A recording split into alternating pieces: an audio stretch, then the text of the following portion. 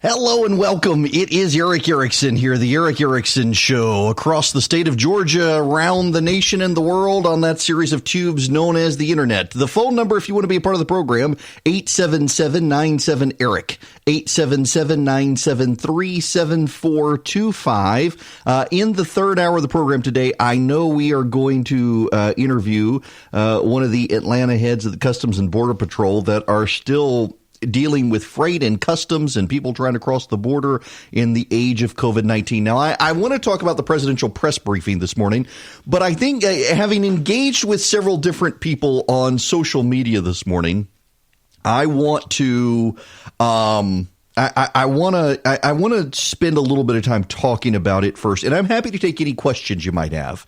And again, 877-973-7425.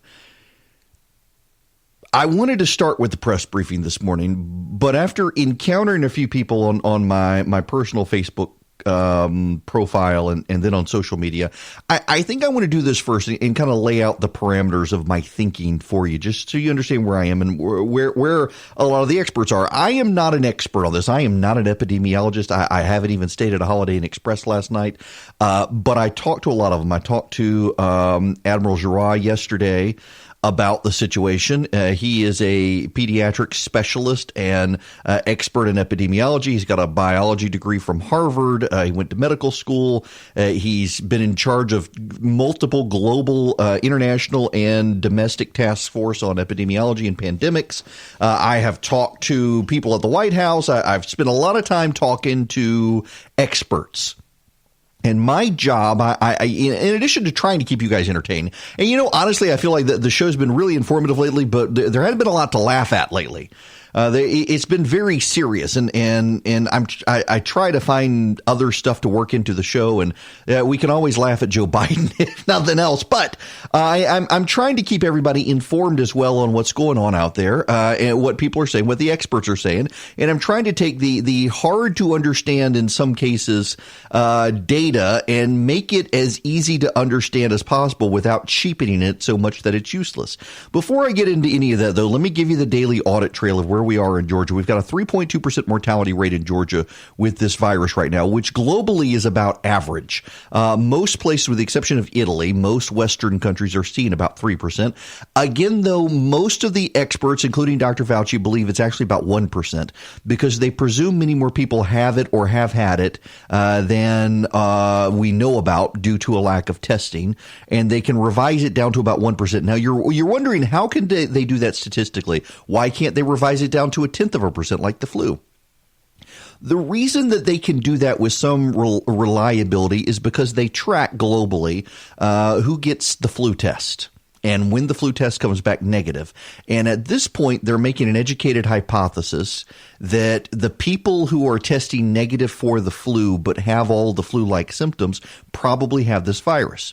And so they can take those samples, and they can take the samples of positive testing of people who have tested, and they can take the ratio of negative to positive tests of those who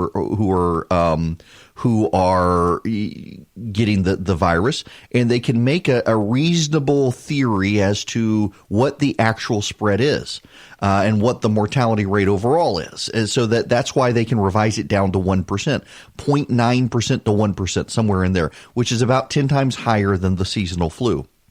And from there, they can run very basic math that even a law school grad who went to law school to avoid math, can do, and we'll get into that. But let me give you the data here from Georgia right now. 1,247 cases, 394 people hospitalized, 40 deaths. County by county, 198 in Fulton, 116 DeKalb, 109 Darty, 101 Cobb, 78 Bartow, 48 Gwinnett, 31 Cherokee, 27 Carroll, 25 Lee, 22 Clayton, 19 Clark, 19 Hall, 17 Douglas, 14 Floyd, 12 Fayette, 12 Henry, 11 Lowndes, 10 Coweta, 10 Richmond, 9 Forsyth, 9 Rockdale, 8 Gordon, 8 Polk, 7 Chatham, 7 Newton, 6 in Bibb, 6 in Columbia, 6 in Lawrence, 6 in Paulding, 6 in Spalding, 6 in Troop, 5 in each of these: Early, Glenn, Houston, Oconee, Sumter, Tift, Mitchell, Tift County. 4 in each of these: Mitchell, Peach, Pickens, and Whitfield. 3 in each of these. Baker, Crisp, Effingham. And by the way, I was told last night to not say Effingham. It is not making it sound like it's a dirty word. It is Effingham. So there you go. 3 in Effingham. 3 in Lamar, Lumpkin, Monroe, Muskogee, Terrell, and Worth. 2 in each of these. Baldwin, Barrow, Bryan, Butts, Coffee, Green, Irwin, Jasper, Miller, Seminole, Twiggs, and Washington. And then 1 in each of these. Appling, Ben Hill, Burke, Camden, Catoosa, Charlton, Chattooga, Clinch, Colquitt, Dawson, Decatur, Dodge, Fanning, Harris, Hurd, Jackson, Jones, Liberty, Lincoln, Macon, Madison, Meriwether, Morgan, Pierce, Pulaski, Randolph, Stevens, Tatnall, Taylor, Thomas, Turner, Walton, White, and Wilkes. And then there are 153 cases. We do not know where they are from. All of this is bad news in terms of spread. Now we've crossed the Rubicon, so to speak. We've got 2/3 of counties in the state have the virus. You know, I keep mentioning Taliaferro County. 1, just because I want to prove I know how to say the name, but 2, because it is on I-20 and it is increasingly surrounded with counties that have it. So to the west is Greene County. Greene County is Lake Oconee, Greensboro. WDDK, one of our affiliates, is over there. To its east is Washington, or Wilkes County, rather, with Washington, Georgia. And Taliaferro County sits on I-20 headed towards Savannah. And then you have Warren next to it that has none, and McDuffie next to it has none. And then you get into Columbia County and you got 6 cases. So it's beginning to spread in those areas. But for example, if you go up US 1, Appling County now has, it had a case, but that case has been removed to a different hospital. So let's take Bacon County. Bacon County is just north of Ware County. Ware County has 1 case. That's Waycross. You know where Blackshear is? Not Lake Blackshear, but Blackshear, Georgia, Pierce County. They got 1 case there. So let's go from Alma. I used to date a girl who lived in Alma, or from Alma, in Bacon County. Go up through Appling County, where they had a case, and that person is now moved somewhere else. Go to Toombs County, continuing up US 1. There are no cases. Go up to Emmanuel County, US 1. You've crossed I-16 now. Go up to Jefferson County. You're still on US 1. And then you head up to McDuffie County over I-20. And you got no cases in that whole corridor. You go up to Warren County, and you go up to Taliaferro County. You go up to Oglethorpe County. Now you go up to Elbert County, and you don't have any cases in these areas. And you've got a patchwork of cases elsewhere. So Stevens County up there, Toccoa has 1. In White County, you got 1. In Lumpkin County, you've got 3. But go over to Habersham County, where you've got Demarest and Cornelia and Clarksville. Our affiliate WCHM is up there. And you've got no cases there. You got no cases up in Tiger and Georgia, around Lake Burton. I want a lake house on Lake Burton, by the way. I've decided that. One day, my aspirational goal, Chris Burns, is going to help me make my money, and I'm going to have a lake house on Lake Burton. But I've never actually been to Lake Burton. I've seen the pictures. So you've got none up there. Rabun along the state line with North Carolina. Towns County, you got none in Towns County up there, still along the line. You got none in Union County there. That's Blairsville. You go over to Fanning County and Blue Ridge and Morganton. You've got 1 case. But then you get over to Murray County, you got none. So the reason I do the geographic spread here is to make you understand the governor's reason and thinking on why we don't have a full state lockdown. In a lot of these places, you only have 1 case. Now, we do tend to know that if you have 1 case, you're going to get more than 1 case. Take Bibb County, for example, where I am. That's the middle of the state. Bibb County. We have 4 cases in Bibb County. Technically, I believe we now have 6 cases in Bibb County. And I believe 1 of those cases may be imported into county. There are a number of people from the Bibb County Board of Education who have it. But in Forsyth and Monroe County, you got 3. In Jones County, you got 1. In that whole area, you've got a cluster of cases, but they're very small. And Bibb County has chosen to put itself on lockdown. Stores can be open as long as you can guarantee 6 feet apart from people. Gyms and salons, nail salons, hair salons, restaurants got to be to go only. The salons salons and the gyms have to all be closed. The places where people commune have to be closed. But all of that is to say that there are regional areas of the state where you probably are okay leaving them open. And I suspect if I were to advise the governor, here's what I would tell the governor. Take Fulton County, where there is a hot spot. In Fulton, you got 204 cases. You got 125 in DeKalb to the east of Fulton. You've got 90 cases in Cobb to the west of Fulton. And then you got 82 in Bartow County. Gwinnett County has 69 now. Take Atlanta. And what I would do, if I were advising the governor right now, what I would say is put Fulton County, the whole county, on complete lockdown, from Alpharetta all the way down to South Fulton. Put it on complete lockdown. Everything's got to shut down there. And then every county that touches Fulton County, put it on complete lockdown. So that would be Cobb and Cherokee and Forsyth and Gwinnett and DeKalb and Clayton and Fayette and Coweta and Carroll and Douglas County. Put all those on lockdown. And then every county that touches those counties, put those on lockdown. And so you've expanded the lockdown perimeter from where we think the virus initially came into the state. And why do we think that? Well, the world's busiest airport with direct flights to China, Italy, and Korea. So you've put Fulton, you've put all the counties that touch Fulton and all the counties that touch the counties that touch Fulton on a complete lockdown. Nobody leaves their house for 2 weeks. And then the other counties, let regionalism decide. Maybe do the same thing down in Daugherty County, where there are 123 cases. Put Daugherty and all the counties that touch Daugherty on lockdown, except you've got a place like Calhoun, Morgan, Georgia, Calhoun County, Georgia. There are no cases, and it touches Daugherty County. Now, the issue there is it's a rather rural county. And so even if people do have it, situation is they're probably not going to spread it because they're already in isolation. Now, where does all of this get us, all of this data and the mapping out of the spreading in Georgia and what's happening in Georgia? It gets us to this point. There are a lot of people out there who are already frustrated. We've been at this a week. Georgia doesn't even have a full lockdown across the state. And there are people thinking we can't do this. We're wrecking the economy. We're going to have more suicides than we are people dying from this virus. Maybe at some point, yes. But right now, the strategy is to have everyone sit on their couch at home and do nothing for 2 weeks. And if you can do it for 2 weeks, you can probably contain it enough to allow people in areas of the country where it's not hugely impacted to be able to get out of the house. Now, part of the problem here is this. The national media is so fixated on New York City because they live in New York City. They're convinced the rest of the country is going to be the same way. And you have so many editorialists and newspaper reporters who take their marching orders from the national media, from CNN and the New York Times. Even here in Georgia, in major cities, you're starting to get a panic in the media more than you are a panic in the population.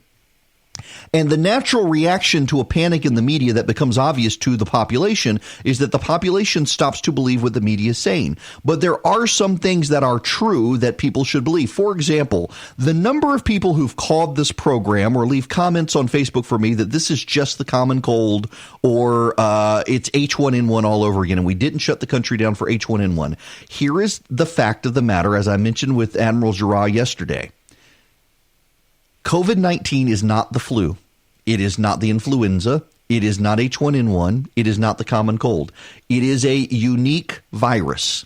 It is a unique virus. The issue here is that while it is a virus, COVID-19, the Wuhan virus, is a virus, and influenza is a virus, they are from separate families of viruses. So while they both cause pulmonary distress, they cause lung distress. The flu, the pneumonia, and this, they're pneumatic viruses, meaning they spread through water droplets and the vapor that you breathe out. You inhale them. They spread the same way, and they cause many of the same symptoms. They're not the same virus family. They are completely different virus families. So the people who are trying to compare this to H1N1 say, well, we didn't do this with H1N1. We should do it here. What they're missing is that this is a completely different virus. The mortality rate is different. The spread is different. The rate of contraction is different. All of these things are different. That's why people want the country locked down now in a way they didn't with H1N1. It's a completely different virus. The mortality rate is higher. And we are beginning to see healthcare systems in this country that are world-class healthcare facilities in New York and even here in Georgia now, down in Albany. Healthcare facilities are being maxed out. They're at capacity. They're out of supplies. We didn't see that with H1N1. We didn't see that with with flu. This is very, very different. And I'm in this very weird position now where I'm trying to tell people, listen, we can't keep the economy shut down as long as some people are saying. We can't keep the economy shut down for more than a month. And there are some people, Andrew Cuomo, the governor of New York, saying it should be 3 months, maybe 3-4 months of shutdown. We can't shut the country down that long. We can't do it. But I'm also in the position of saying, well, we shouldn't just let people go live their lives because this is worse than the seasonal flu and no one has built up immunity to it. And we should spend a little bit of time on that. And again, I'm happy to take your questions. 877-973-7425, 877-97-ERIC, 877-973-7425. Hello there. It is Eric Erickson here, the Eric Erickson Show. The phone number, if you want to be a part of the program, is 877-97-ERIC, 877-973-7425. I want to go to Andrew calling from Kennesaw. Andrew, welcome to the program. Hi, Eric. I have an observation, a clarification, and a question for you. The observation, you notice that during the Iraq War that you would always put the death count up on the screen, and then when Obama became president, even though more people died in the war under Obama than Bush, that all went away. Now all of a sudden we have the death count back for Trump. That's just my observation. My clarification is I noticed on different networks, is it adjusted gross income after deductions, or is it based on your gross pay in order to get the stimulus? And 3, I'm quite curious as a question for you. If you were president of the United States, how would you have handled the crisis? And I'm not trying to in no way be insensitive or anything, but is there a point where we just need to go back and basically take whatever happens? Because Dr. Fauci yesterday said, well, in the wintertime when the temperatures go down, we could be right back where we are. Are we going to be shutting the world down every winter, I guess, for this particular virus? Because people are going to revolt after a while if we're not getting back to work. Look, I'm with you on that, Andrew, and I think that is a real concern that the government's going to have some answers on, because we can't shut down the country every year. What we need to do is work very hard to find and make a vaccine. It takes about 14 months to make a vaccine from what the various experts and epidemiologists have said. And the reason is because you begin trials, but then you've got to wait a while to make sure you're not causing other fallout in someone's body from injecting them with the vaccine. So we're going to have to do something. We're going to have to find some sort of medicine that works. I'm hoping the hydroxychloroquine and Z-Pak combo will be what does it. There continues to be some hope. I do think it's notable that a Chinese study came out that was amplified by much of the media yesterday, saying actually we studied this in China and it didn't have any effect. It was 30 people, and at the bottom of the story, if you read that far, you got to it was a statistically insignificant sample, and yet the media wanted to push the story out. It's crazy. On the other parts of the question, yes, it is true that when Barack Obama became president, they largely stopped doing the body count. And yes, there is media bias. And yes, there's media bias here too. But just because the media is using a crisis to get the president doesn't mean it's not a crisis. Just because there's a problem just because the media is doing something doesn't mean it's not a problem. And there very is clearly a problem. And I want to spend a little bit of time walking everybody through that based on what the epidemiologists are saying, based on what Dr. Fauci is saying. Now, right now, we're in a situation where the president is prioritizing listening to the healthcare experts over the economic experts. And I don't think that'll last long, and I don't think it should. Do I think it would be advisable for the entire country to be locked down for the next 2 weeks? If I were president, I would probably encourage the governors to do it. I would not never, as president, say that it must be done, because we have a federal system, and that is more power than the president of the United States is supposed to have under our Constitution. But I would certainly say you probably should for 2 weeks. For 2 weeks. And then we got to start opening up the country in areas where the virus isn't impacted. At least bend the curve and do it. What would I have done differently than the president? The only thing would have been to force the FDA to sooner open testing to private labs.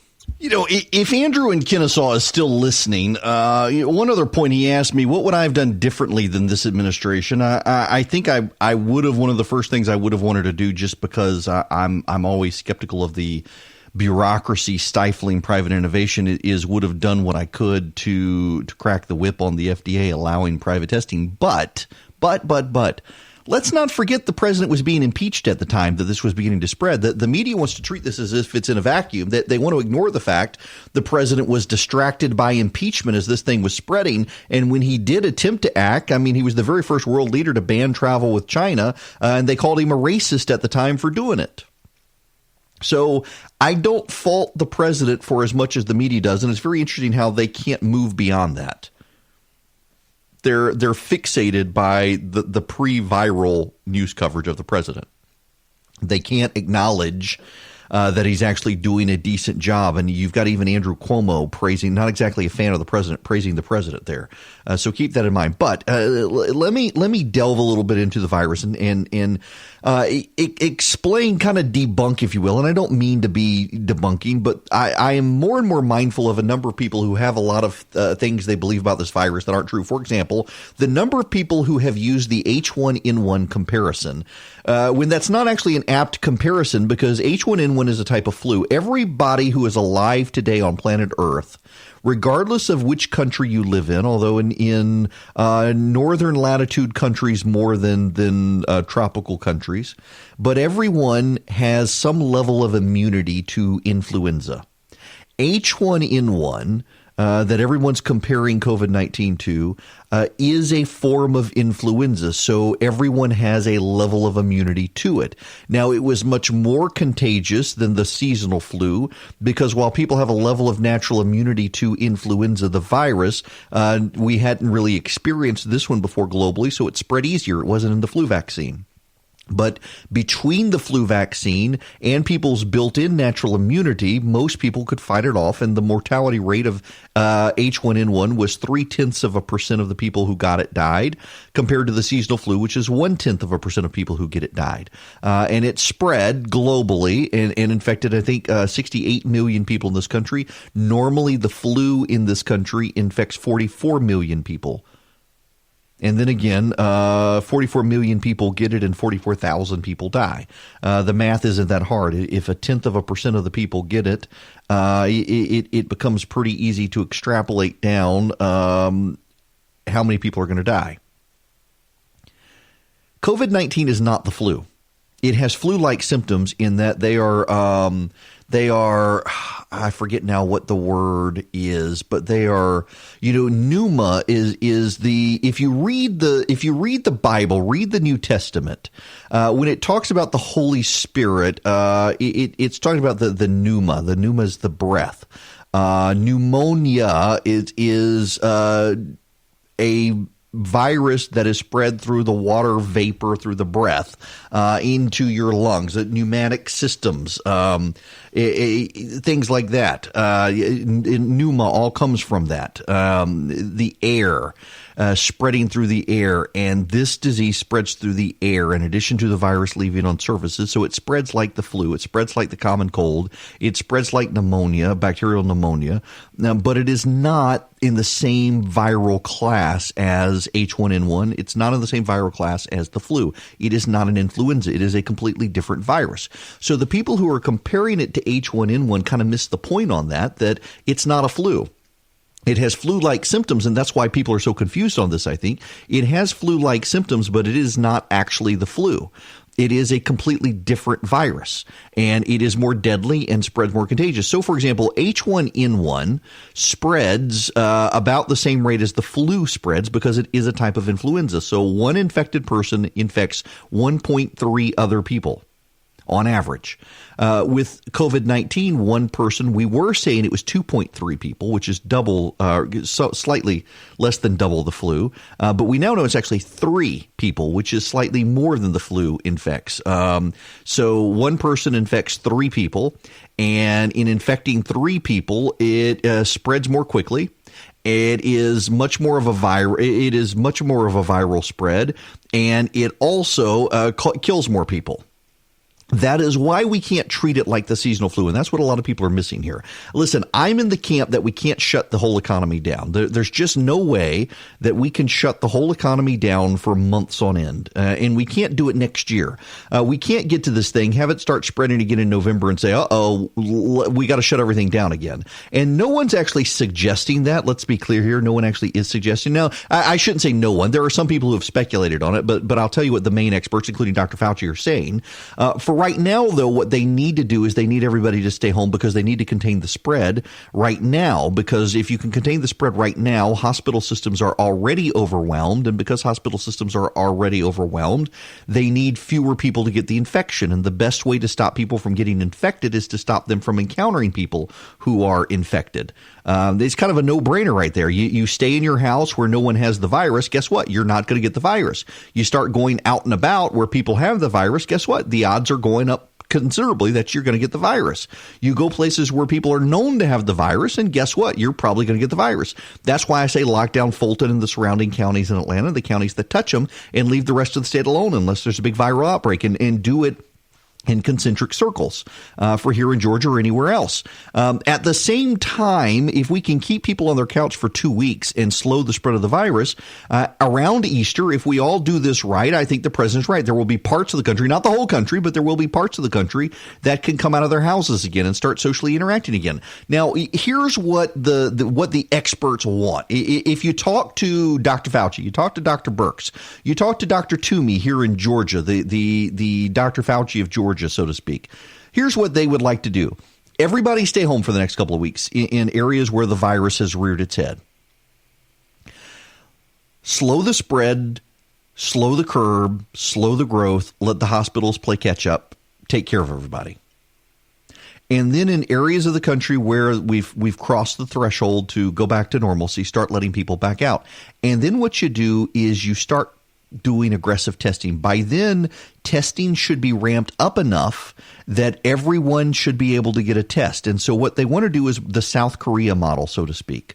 What the South Korea model is you do expansive testing of everyone. If you test positive for the virus, you and your family stay home, and you do contact tracing on the people you've recently come into contact with, and those people stay home, and everybody else goes about your business. And so we contain it in the isolated pockets of the viral spread.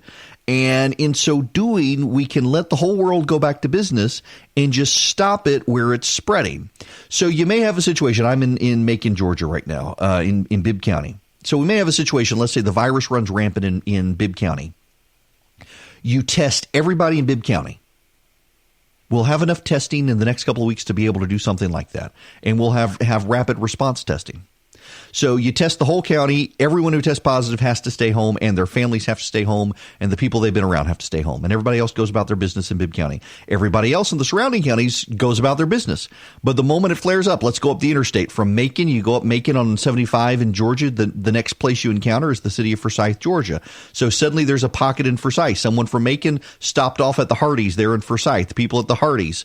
So someone went to the Hardee's, and someone there got it. So you go into Forsyth, you test everybody in Forsyth, and all the people who test positive, they stay home. Everybody else goes about their business. But the people who test positive and their families, the people they've come in contact with, they stay home. Now, I'm not saying everybody's getting it from the Hardee's. Don't misunderstand me. They've got great biscuits there. Go there if you can. But I think they're locked down. I don't know. Anyway, but you see what I'm saying. You travel. You find where the virus is firing up. You find where the people went. Oh, I went to this gas station, or I went to this grocery store, or I went to this restaurant. Well, then you find all the people who were there, as many as you can, get the credit card receipts, whatever. You figure out who was there. You go test all those people. All of those people test negative. Go about your business. No big deal. The people who are positive, you lock them down. You keep them in place. You monitor them for 2 weeks. You pass a law that says they cannot lose their job. They have to continue to get their paycheck. Why do you want them to do that? Because you don't want them to go to work and spread the virus. So you tell the employers, as an incentive to keep these people out of the public population, you're going to keep paying them whether you like it or not. It's the cost of doing business in COVID-19 America. And those people stay home. They either get better or they die. If they die, well, we all go to the funeral. We say prayers. If they get better, they go back to work. And you do that, but to get to that point, what you first have to do is reset.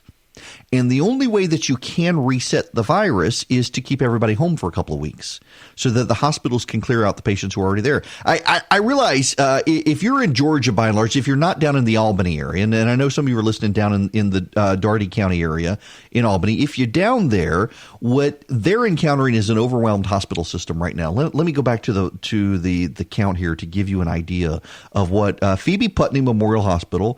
It is the big hospital in Daugherty County, but it's nothing like what you would have in Atlanta. They have 109 confirmed cases in Daugherty County, and Lee County next door is the suburbs of Albany. And Lee County is beginning to be overwhelmed as well. They've got 25 cases already. Now, if you want perspective on how quickly this virus spreads, consider this. In Carrollton, where my in-laws live, in Carrollton on Monday, there were 7 cases. Today, there are 27 cases, more than in Lee County, which is next to that huge outbreak in Daugherty County. So the virus spreads very fast in populations. So what you do is you keep everybody home for 2 weeks. Say, eat the noodles and beans you've got in your pantry for 2 weeks. Do that for the good of everybody. And then once that's done, you let people out. And then you begin the aggressive testing. You make people wear masks in public if they need to wear masks for a while.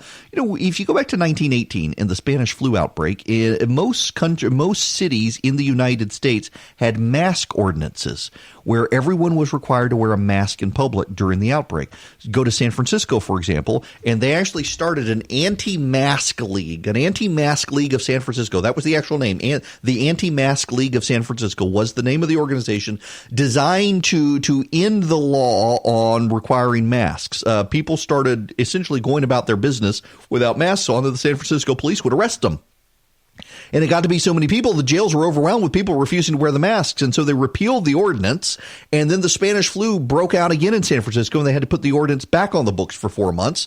And then it eventually subsided, and people were able to go without masks. But for a time in San Francisco, every human being had to wear a mask, whether they were in school, whether they were in the grocery store, whether in the doctor's office, whether they were walking down the street or on a streetcar. Everyone had to be in a mask. If you weren't in a mask, you couldn't even ride a streetcar in San Francisco. In fact, if you were walking down the street without a mask in San Francisco, they'd throw you in jail. That's how big it was in 1917, 1918. Now, there's a big difference now in that this is outside our culture to do that, but maybe we're going to have to go back to it for a little while to do it. Ultimately, what will happen over time is just like with influenza, we will build up natural immunity to COVID-19. Right now, though, no one has that natural immunity, and that's part of the problem here. Until you've gotten the virus, you don't have natural immunity to it, and if everyone gets the virus, 1% of people are going to die. If we just treated this like the seasonal flu and just let it spread rampant like we do the flu, 1% of people will die, and we know 3 times as many people will get it. That leads this is where epidemiologists get the 800,000 to a million person number, is if we were to treat it like, no one's saying that's going to happen, by the way. No one says it's going to happen. What they're saying is that if we behave just like the seasonal flu, that is what would happen. But none of us are behaving that way, which is why we're not going to get to that number, thank God. Let's go back to the phones. Tom, thanks for being patient with me. Yes, sir, Eric. Great show. Thanks for all your level-headedness and trying to put it in words that even I could understand. Thank you. As an ancillary point, we all on the right feel like our kids are being indoctrinated. And here is a wonderful opportunity to take advantage of a crisis in the way that the left always tries to do. And that is by us parents monitoring what our children are having to, their lessons and the things that they're being done in the homeschooling that we're all involved in now, to look at, especially in certain topics, but even in math, when they give these left-wing, how many acres of the rainforest will be, blah, blah, blah, at this rate. So I think that would be a really good way for the people, the conservatives of this country, to look at what's happening with the indoctrination that we all are afraid of. And maybe we're overreacting, but this is a good time to monitor that in a mighty way, I think. Yeah, look, Tom, that's a great point. Now, my kids we're just letting the Xbox and YouTube teach them. Kidding. But, you're right. In fact, the number of parents who I have seen online who are for the first time really encountering Common Core math is kind of funny. And for those who don't understand it, and Tom, thanks for the phone call there. The phone number here, 877-973-7425. For those of you who don't realize, so Common Core math programs teach math differently, and some teachers like it, and essentially they teach you multiple ways to add, multiple ways to subtract, multiple ways to divide, multiple ways to multiply, and when they settle on what you and I learned, like cross multiplication, for example, is a way, they call it granny math, and they insult it because they don't want your kids to do basic cross multiplication or stuff. Well, the problem is that most parents can't help their kids with Common Core math processes because they never learned them. And so a lot of parents have had to give up on helping their kids do math and let the teachers do it. Well, now the parents are having to do it at home, and I suspect we're going to see some real change. I know here in Georgia, on my evening show in Atlanta, I hear from a ton of parents who are now realizing what their kids are having to do at school that they've largely withdrawn from because they haven't been able to help their kids, and now they're forced to, and they're infuriated by it. And it's a huge wake-up call to parents about what's going on in the school systems right now. Beyond Common Core, the indoctrination and stuff. But let's be honest as well, there are a lot of parents who won't care and they won't do it. But for those who do, so much the better. Having to be that engaged now in your kids' education isn't a bad thing. The question is, how long is it going to last? Because even the parents are going to have to get back to work at some point. The phone number here is 877-97-ERIC, 877-973-7425. When we come back, I want to delve into what's actually in the stimulus package. Right now, though, I want to tell you, those of you who are crafty people, not like clever trickster crafty people, but actually into crafts like my wife, Joann, its stores, the craft stores, they are handing out free fabric supplies curbside to anyone making masks for doctors and nurses. This is from the Good News Network. In a national emergency, some people's initial thoughts are to fight over toilet paper. Others immediately want to leap to the aid of those on the front lines of the crisis. Trina Brunella began constructing and sewing cloth masks for a project in Indiana to help teenage cancer patients undergoing chemotherapy, then wanted to donate more masks to workers at 4 local chemo centers in New Jersey, spurred on by a friend. The masks are now in circulation with templates because they're in demand for doctors and nurses to put over their disposable masks. The doctors are supposed to keep replacing their disposable masks, but they're in short supply, so they're being told to keep their masks on the whole day except at lunchtime to take them off and then they can replace them. So there's a movement. My wife, by the way, is part of the movement. And she has been upstairs sewing nonstop masks for her friends. I think she's done well over 100 of them. In fact, she ran out of elastic, and we are awaiting a massive shipment of elastic to our house today, as a matter of fact, for her to resume making masks for doctors and nurses. And essentially, they're cloth masks that can be washed and reused every day. And you can give doctors and nurses a pile of them, and so they leave on their disposable mask, and they put the cloth mask over it, and then between patients they can take off the cloth mask, put on a new cloth mask, take them home at night, wash them, and reuse them the next day. And that is happening more and more, but they're starting to run out of supplies of elastic. In fact, my wife was able to source – well, first of all, I went to Joann the other day for her. My wife is now under the governor's quarantine. She can't leave the house. So I went to Joann's for her to find some elastic. And one of the local hospitals – they wouldn't tell me which one, but one of the local hospitals in Middle Georgia came in and bought up every box of 1/8-inch and 1/4-inch elastic in the store. Now, the reason for the elastic is you put on the elastic straps so that the doctors and nurses can fix the masks over their ears. And the templates typically call for 1/8 of an inch. My wife's been using 1/4 inch. And some hospital came in and bought up all the boxes at the local Joann's. So Joann's gave my wife a pile of 1/2-inch elastic and told her she could cut it in half and that they had already tried it and it wasn't shredding, that it would work fine. So she's been doing that to continue making masks. And now she's got a big box of elastic coming to keep making the masks. There are templates all over the internet. I don't have any immediately available for those of you who are interested, but this has become a big nationwide project. Now, I will tell you, yesterday I did interview Admiral Brett Giroir, who is in charge of COVID testing for the nation. He is the Assistant Secretary of Health and Human Services. He is a pediatric specialist and an epidemiologist, a very bright guy. And he said that, among other things, Hanes Corporation, the underwear T-shirt company, they are beginning to make cloth cotton masks that are reusable and highly effective at trapping the virus and other particles. So they are going to roll those out. And he said they're going to start generating upwards of 1 million a week, I think he said, or maybe 1 million a day. I can't remember now, but a lot of them. And they'll be rolling those out. 3M has more, and then you've got Apple and Facebook and others that have them. By the way, there's a conspiracy theory brewing. Why did Apple and Facebook have all of these N95 masks? The answer is very simple. The OSHA in the state of California, the California Occupational Safety Standards Commission, during the California wildfires last year, demanded that these tech companies stockpile N95 masks for their workers so that they wouldn't be inhaling smoke particles. They would be allowed to wear the mask. So these companies helped, because of regulations from the state, accidentally cause part of the mask shortage. Running a business is enough of a challenge. Securing extra cash flow doesn't have to be. Through Blue Vine, getting a line of credit is fast, easy, and simple.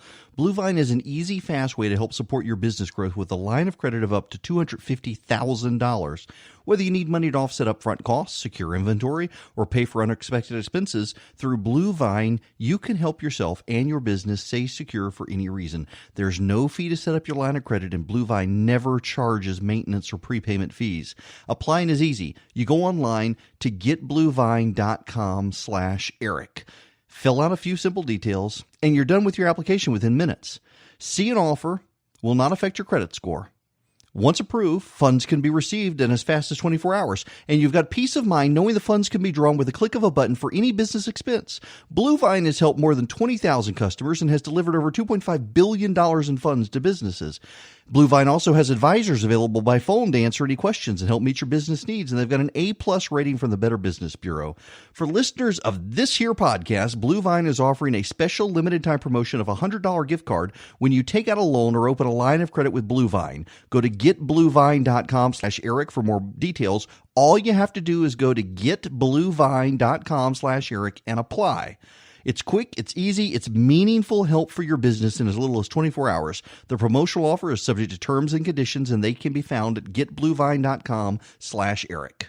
Hello and welcome. It is Eric Erickson here across the state of Georgia. Hi there, everyone. At the top of the next hour, Secretary of State Brad Raffensperger is going to be joining me to talk about the voting situation in the state as this virus continues to spread. The phone number, if you want to be a part of the program, is 877-97-ERIC, 877-973-7425. I want to take you through, if I can now, as I've been trying to do every day, the audit, county by county audit of how the virus is spreading in the state. Right now, there are 1,387 cases, 438 hospitalizations, and 47 deaths in the state. The mortality rate then is 3.4%, which is hovering around the global average right now of known cases. And again, Dr. Fauci from the National Institutes of Health and others believe that the actual mortality rate is probably 1%. Not 3%, because they do believe that more people are getting it than not. And I know there are people, I've actually encountered an angry guy this morning on Facebook of all things, say, well, how do they know? How do they know it's not the same flu, like the flu? How do they know it's not 0.1%? Why are they saying 1%?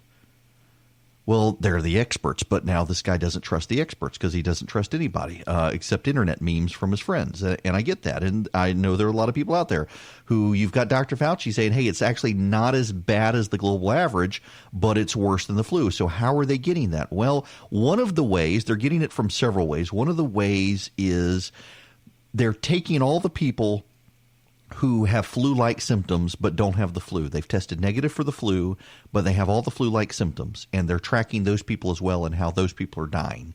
And that's one of the reasons that they believe it's 1%. The presumption right now is that if you are testing negative for the flu and you have the flu-like symptoms, you probably have this.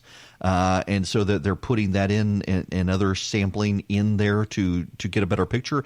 And it's still about 1% mortality of people who get it, which is 10 times higher than the seasonal flu, which is why they want everybody to be locked down for a few weeks to slow the spread. Now, where are we here? We've got 61% of the cases in Georgia are 59 years old or younger, and 36% are 60 years old and older. 50% of the people who have it are female, 48% male, 2% we're not sure. We don't know about the other 57 genders. I haven't gotten that data yet. Now, here are the numbers right now. This has actually gone up.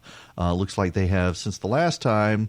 I pulled it up. Maybe they've revised it. I'm not sure. 204 cases in Fulton, 125 in DeKalb, 123 in Darty, 109 in Cobb, 82 Bartow, 69 Gwinnett, 50 in Carroll, 36 in Cherokee, 29 in Clayton, 25 in Lee, 21 in Clark, 20 in Henry, 19 in Hall, 18 in Douglas, 14 in Floyd, 12 in Fayette, 12 in Lowndes, 10 in Columbia, Coweta, and Forsyth, Richmond, Rockdale, and Spalding counties, 9 in Gordon and Polk counties, 8 in Newton County, 7 in Chatham, Laurens, and Troup County, 6 in Bibb, Early, Houston, Oconee, Paulding counties, 5 in Glenn, Peach, Sumter, and Tift counties, 4 in Mitchell, Muskogee, Pickens, Terrell, and Whitfield counties, 3 in Baker, Bryan, Butts, Crisp, Effingham, Lamar, Lumpkin, Monroe, and Worth counties, 2 in Baldwin, Barrow, Coffee, Colquitt, Irwin, Jasper, Madison, Miller, Seminole, Twiggs, and Washington counties,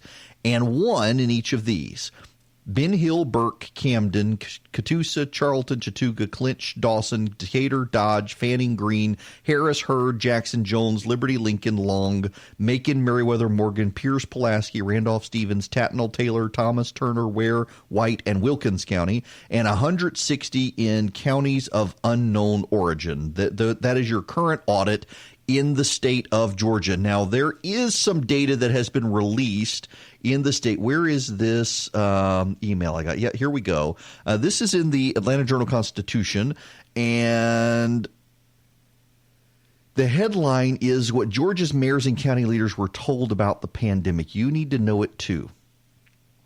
On Tuesday, we told you that the Georgia Municipal Association had recommended that all 538 cities in the state declare public health emergencies in an effort to ramp down the coronavirus pandemic. GEMA did so because a Monday afternoon online presentation by Dr. Carlos Del Rio, the Executive Associate Dean for Emory at Grady Health System, aimed at mayors, city managers, county commission chairs, and county managers.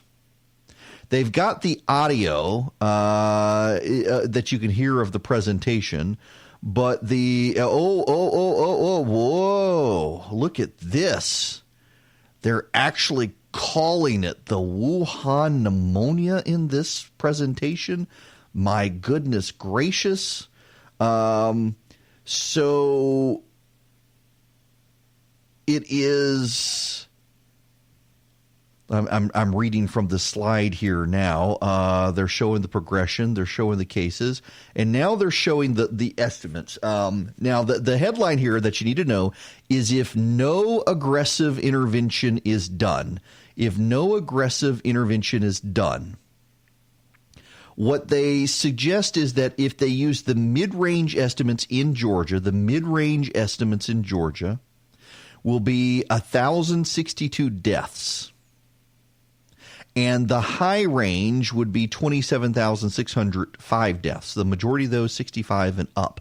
But here's the problem. This is the problem. If you do a mid-range estimate of people getting it, you've got 10,617 people hospitalized. If no intervention is done at all, you have 276,053 people in the hospital. That's the problem, is because we're going to overwhelm hospitals.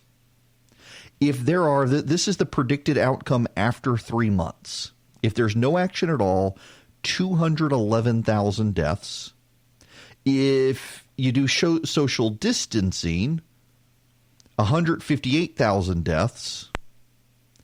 If you shelter in place, 6,000 deaths. And if you do a complete Wuhan-style lockdown, no one's allowed out of their house at all, it is less than 1,000 people.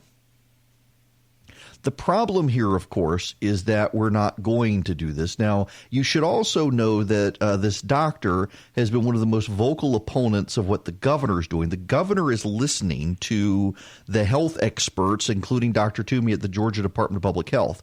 And this doctor is not there, Dr. Carlos Del Rio. He is the dean at Emory. And he is hyper aggressively critical of the governor's handling of this audio. And he is who the media is going to beat up the governor in all cases. And he essentially wants the whole state in an absolute lockdown. And I don't think we're going to see that in the state. Now, I do think that in areas like Atlanta and Albany and even Bartow County, we probably do need a complete lockdown. The governor's leaving it to local officials. And I got to tell you, given the numbers in Bartow County, the number of deaths in Bartow County from this, you would think that the county commission there would shut the place down, but they haven't. In Bartow, there are 82 cases right now, and a good number of those people have died in Bartow County. But then in Fulton County, Fulton, DeKalb, and Cobb County, you've got over 400 cases, and they haven't locked down those counties. The city of Atlanta's locked down, but Fulton's not. You would think that the county commissions would engage at that level, and they haven't. And they keep passing the buck to the governor. Why must the governor shut the entire state down as opposed to letting these counties do the right thing? It boggles my mind that these counties are like, well, we can't do anything. We got to let the governor. No, the governor's telling them if you want to shut down, shut down. And yet they're trying to pass the buck. Is it that they're Democratic county commissions and they're hoping to blame the governor? Is that part of it? Because there are a lot of Democrats out there. The governor is going to do a town hall tonight statewide, and the Democrats are trying to turn it into a partisan event to attack the governor over his handling of this, which is crazy. Now, let's go to the phones. 877-97-ERIC, 877-973-7425. John, calling from Rome. How are you? I'm doing great. How are you, sir? Good. What's going on? I was listening to your show and love what you're doing, and had just two quick points I wanted to share with you. One, I think we should change the calling of social distancing to calling it physical distancing. I know that sounds like I'm trying to be politically correct, but we really don't need to be socially distancing people for what's been going on. Mm-hmm. If we do the physical distancing of staying 6 feet away, that's what we're actually trying to accomplish. Right. Yeah. So I think it's important. I actually agree with you on that. Social distancing just sounds like a kind of a dumb term anyway. It sounds like it was come up by a committee. Basically, just stay the hell away from other people. No, I agree. But one of the things I'm actually trying to do, I'm a dentist here in Rome, and I'm trying to make a point just to reach out to, family and friends, and not reach out and, quote, touch them, but reach out to see if there's anything that I can answer for them or anything that we can do. Hey, John, let me ask you a question then. Since you're a dentist up there, have you closed other than for emergencies, or are you accepting patients right now? We have closed just for emergencies, and that's the other point I wanted to bring up, and I'm glad you're aware of it. I just wanted the public to know that we are open for emergencies, and we have, protocols to try to keep everybody safe, but we want to try to keep people from having to go to the ER and clog up the ER for things that we might be better able to manage ourselves. Yeah, and I mean, well, I appreciate you doing this. Our dentists and orthodontists are in the same way here in Macon, and I know it sucks running a business and you got employees, but I know it's also the right thing to do. It's just not a difficult position to be in as a doctor. No, you're absolutely right. And one of the concerns that comes up is what happens if I end up getting the virus and then we're totally closed. And then you have to look at it that, doctors in the hospitals might actually get the virus, and they don't close those facilities. We're here to serve the public. And this is the reason why we went into this profession. So even if we can answer a simple question, I offer people my cell number where they can send me a picture of something. It's really easy for me to do follow-up checks to make sure if I put somebody on a medicine that, that they are actually getting better. Well, I mean, it sounds like you got a great opportunity to tell your family, I'm sorry, I got to go get a cabin in the woods by myself or go fishing, and y'all can't come with me, and the rest of y'all are going to have to deal with the house. Just get away from everybody for yourself. Take your cell phone with you.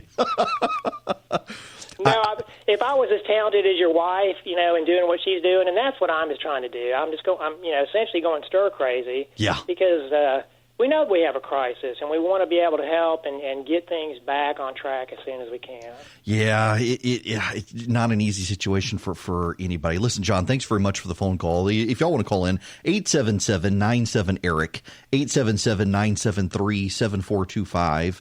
I mean, for Dennis and John's situation, we've got several friends who are dentists, and they're in the same boat. They've had to close their offices except for emergencies, and they want their patients to come to them for emergencies instead of going to the ER for emergencies because they don't want to clog up the emergency room. A lot of patients are skeptical of doing that. And then, I mean, if the dentist gets the virus, you got to shut the whole office down. It is no easy situation. Honest to goodness, and I realize this is completely different for me than for you guys. And it is not a big deal in the grand scheme of things, but I kind of worry about that with me and this show. If I were to get the virus, I would need a guest host, but there's all the facilities where a guest host could go to do this show for me are locked down to outsiders, so no one could get in. So there can be no guest hosts. So I've got to do it. Like tomorrow should be my last day on the air here. Tomorrow should be my last day. I should be on vacation next week with my kids on spring break. And I can't be on vacation on spring break with my kids next week. And they're not going to go on vacation next week. We're going to go to Hilton Head. They're closing the island to visitors now. The governor's putting people in quarantine in South Carolina. But also, I can't get a guest host. The people who would be guest hosting for me can't come into the studio to do the show for me. So I got to be here, or we got to do best ofs. And given what's going on right now, it would be inappropriate, I think, for me to do a guest host, to have a guest host. So it's a hard time for everybody, and nobody wants to get sick, obviously. And with this virus, even the mild symptoms can waylay you for weeks on end. I was reading a report yesterday from somebody who said they had a mild case of it, and still it took them 3 weeks before they could get out of bed without falling asleep. They were so exhausted. That's one of the side effects of this virus or I shouldn't say one of the side effects, one of the effects of the virus is it so exhausts your body, you sleep all the time. And that's one of the random effects from this. You typically have a headache, you have a fever, you may have a cough, but you also sleep a lot. It just completely exhausts your body, very much like light pneumonia, because it gives you pneumonia, as a matter of fact.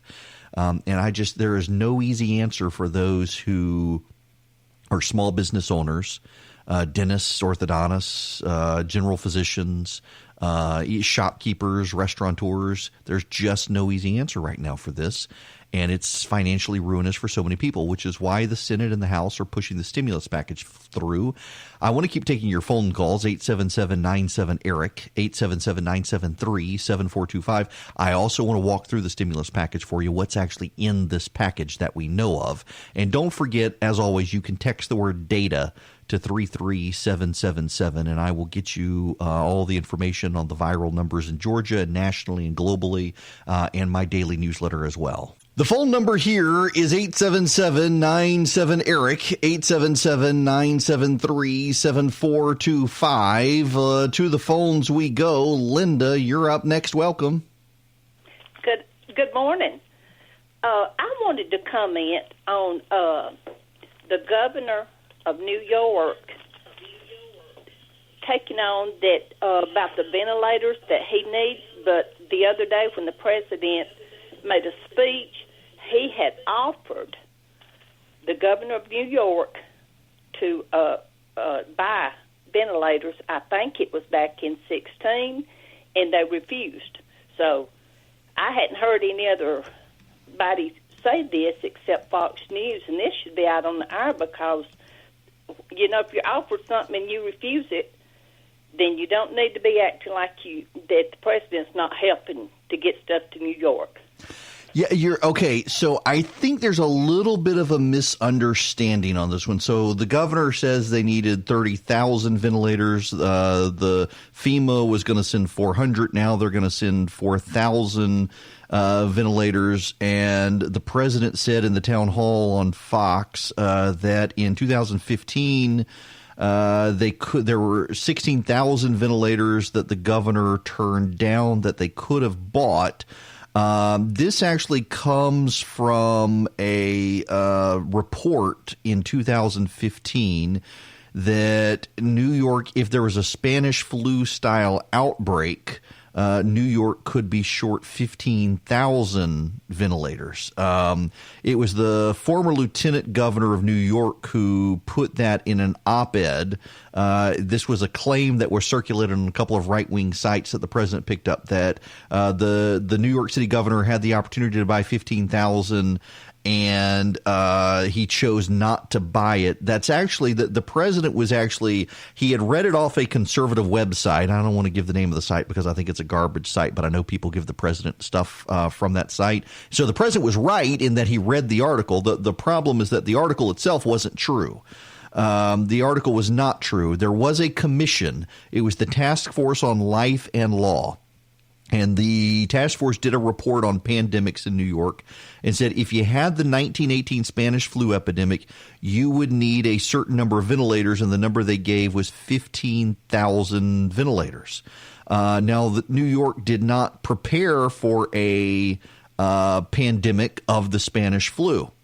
And the reason they didn't prepare for the pandemic of the Spanish flu is because the numbers were based on the flu. And everyone now has natural immunity to the flu. And so the reason New York didn't do it is because the underlying presumptions of the report were somewhat flawed in that and by the way, this report wasn't just for New York. Other states did the same thing, and no state actually responded to their individual state reports for the same reason that this report said if you have a Spanish flu outbreak, here's what you're going to have. And what it missed is that now everyone globally has some natural immunity to the Spanish flu. At this point, if the Spanish flu we were to have an outbreak of the Spanish flu, it would be very much like the seasonal flu. And so the report completely ignored the fact that we all now have natural immunity to this. And you can say, well, but COVID-19, we don't have natural immunity and this presumed it. You're absolutely right. But in 2015, again, every state kind of engaged in this war game scenario of what you would need, and there was nothing on the horizon. And I personally don't think it's fair to blame the governor of Georgia at the time, Nathan Deal, or the governor of New York, Andrew Cuomo, for not buying thousands of ventilators in 2015 and putting them in a warehouse somewhere when there was no sign of a global pandemic on the horizon. I just don't think that it is fair to blame, because let me put it to you honestly. If your governor in 2015 said, hey, this report says I should buy 15,000 ventilators just to be safe, so we're going to cut something from the budget that you like to ensure we have these ventilators, every single one of you would be marching with pitchforks and mad as hell that the governor wasted your money on ventilators in 2015 and stuck them in a warehouse where they would never be used. So that's why they didn't do it. And the president read it. I'm not attacking the president here. It's just what he read was wrong, and the president got bad information, unfortunately. Welcome back. It is Eric Erickson here. The phone number 877-97-ERIC, 877-973-7425. If you want to be a part of the program, let's go back to the phones to Justin. Justin, welcome to the program. How are you? Great. How are you, Eric? Great. What's going on? So I have a question. You know, they say that this virus can live on surfaces, for multiple days at a time. If someone passes from the virus and you go to the funeral home and you're staying 6 foot apart from everyone, but then you approach the body, can you still catch the virus? You can't. So, the virus spreads in two ways. One comes from someone they've breathed out water vapor, or they've sneezed or they've coughed and you've inhaled it. The other way is they, in sneezing or coughing, have released fluid from their lungs that then attaches to a surface. You touch the surface, then you touch your face, and it gets in through an eye membrane or in the membrane of your nose or your mouth. So if you go to a funeral and there's a dead body, because the dead body isn't releasing water vapor from their mouth, you can't get it from the body, but you could get it from the people at the funeral home who were processing the body. If they didn't do a good job of sanitizing, you get it that way. Does that answer your question? Yeah, it does. My grandfather passed recently, and we had to do a exterior by the graveside service. So, that was one of the biggest reasons was, they thought that it could be transmitted.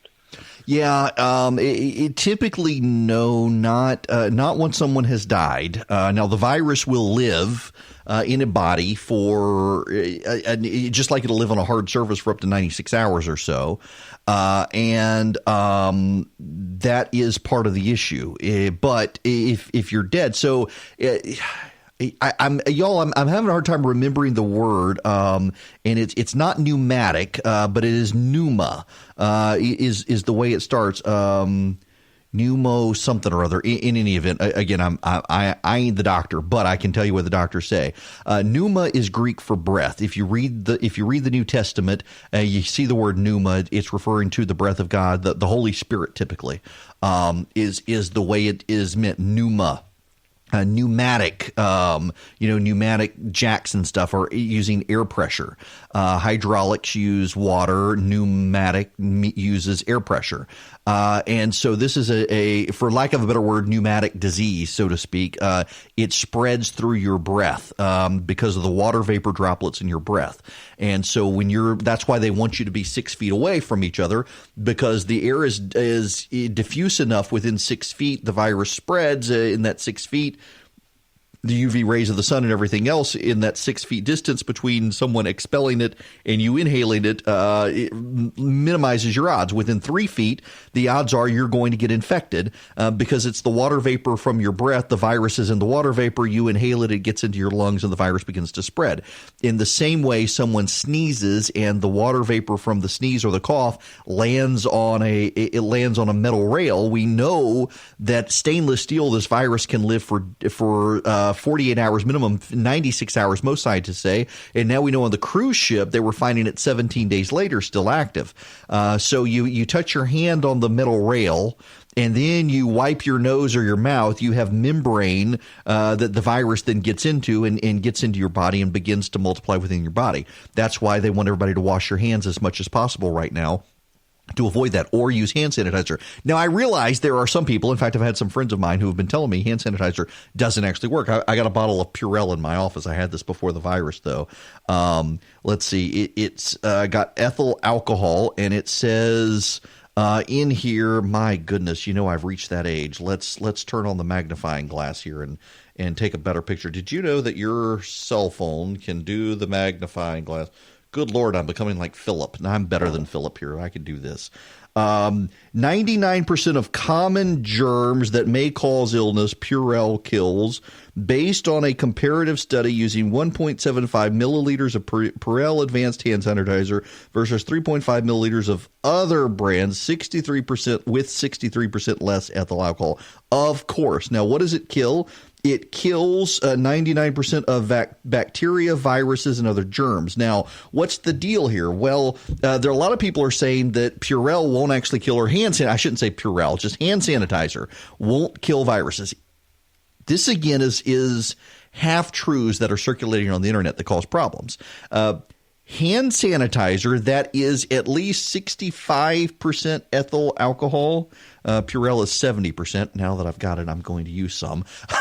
If it's 65% alcohol or more, it can kill viruses. It can take up to a minute to kill viruses, but it doesn't kill all viruses. There are some viruses that hand sanitizer and alcohol will not kill. And I've had a number of friends of mine share with me that hand sanitizer is a waste of time because it won't kill the virus. Hand sanitizer will not kill some viruses, but it will kill some other viruses. And the coronaviruses are actually viruses that hand sanitizer will kill. So when your friend tells you hand sanitizer doesn't kill viruses, you can respond accurately and say, well, some viruses no, but other viruses yes. And the common cold, the influenza strain, and the coronaviruses are all killed by hand sanitizer. Hand sanitizer disrupts the lining of the cell wall of the virus and essentially explodes the virus into pieces where it can do no harm. That's the reality of the situation. That is how hand sanitizer works. It also kills bacteria and other things as well. So use hand sanitizer. Don't believe the people telling you it doesn't work. You know, I got to tell you. You know the story in the gospel. I think I've mentioned this to you guys before, but I'm going to repeat myself. There's the story in the Gospels of the demon-possessed men in the cemetery. Jesus sees them, and Jesus asks the demon their name, and they say, Legion, for we are many. And they say, Son of Man, don't cast us out. Let us go somewhere. And Jesus says, where do you want to go? Then they see a herd of pigs, and the herd of pigs. So they go to the herd of pigs, and the herd of pigs run down the hill to their death in the lake. What the Bible leaves out, because people of the first century wouldn't have understood it, is that after the demons got out of the pig, I mean, the demons did not die when the pigs drowned. The demons are eternal. They had to go somewhere. And so what they did is they invented social media. Now, they left that out of the Bible because no one would have understood in the first century, but they invented social media, and that explains Twitter. Every demon in that herd of pigs has a Twitter account, or they're on social media. And there are so many people now who just spread factually untrue things on social media, but all of the polling suggests Americans right now on who to believe about this virus. Only 14% of Democrats believe the president and 90% of Republicans do. But about 87% of Democrats and 87% of Republicans believe the CDC and Dr. Fauci at the National Institutes of Health.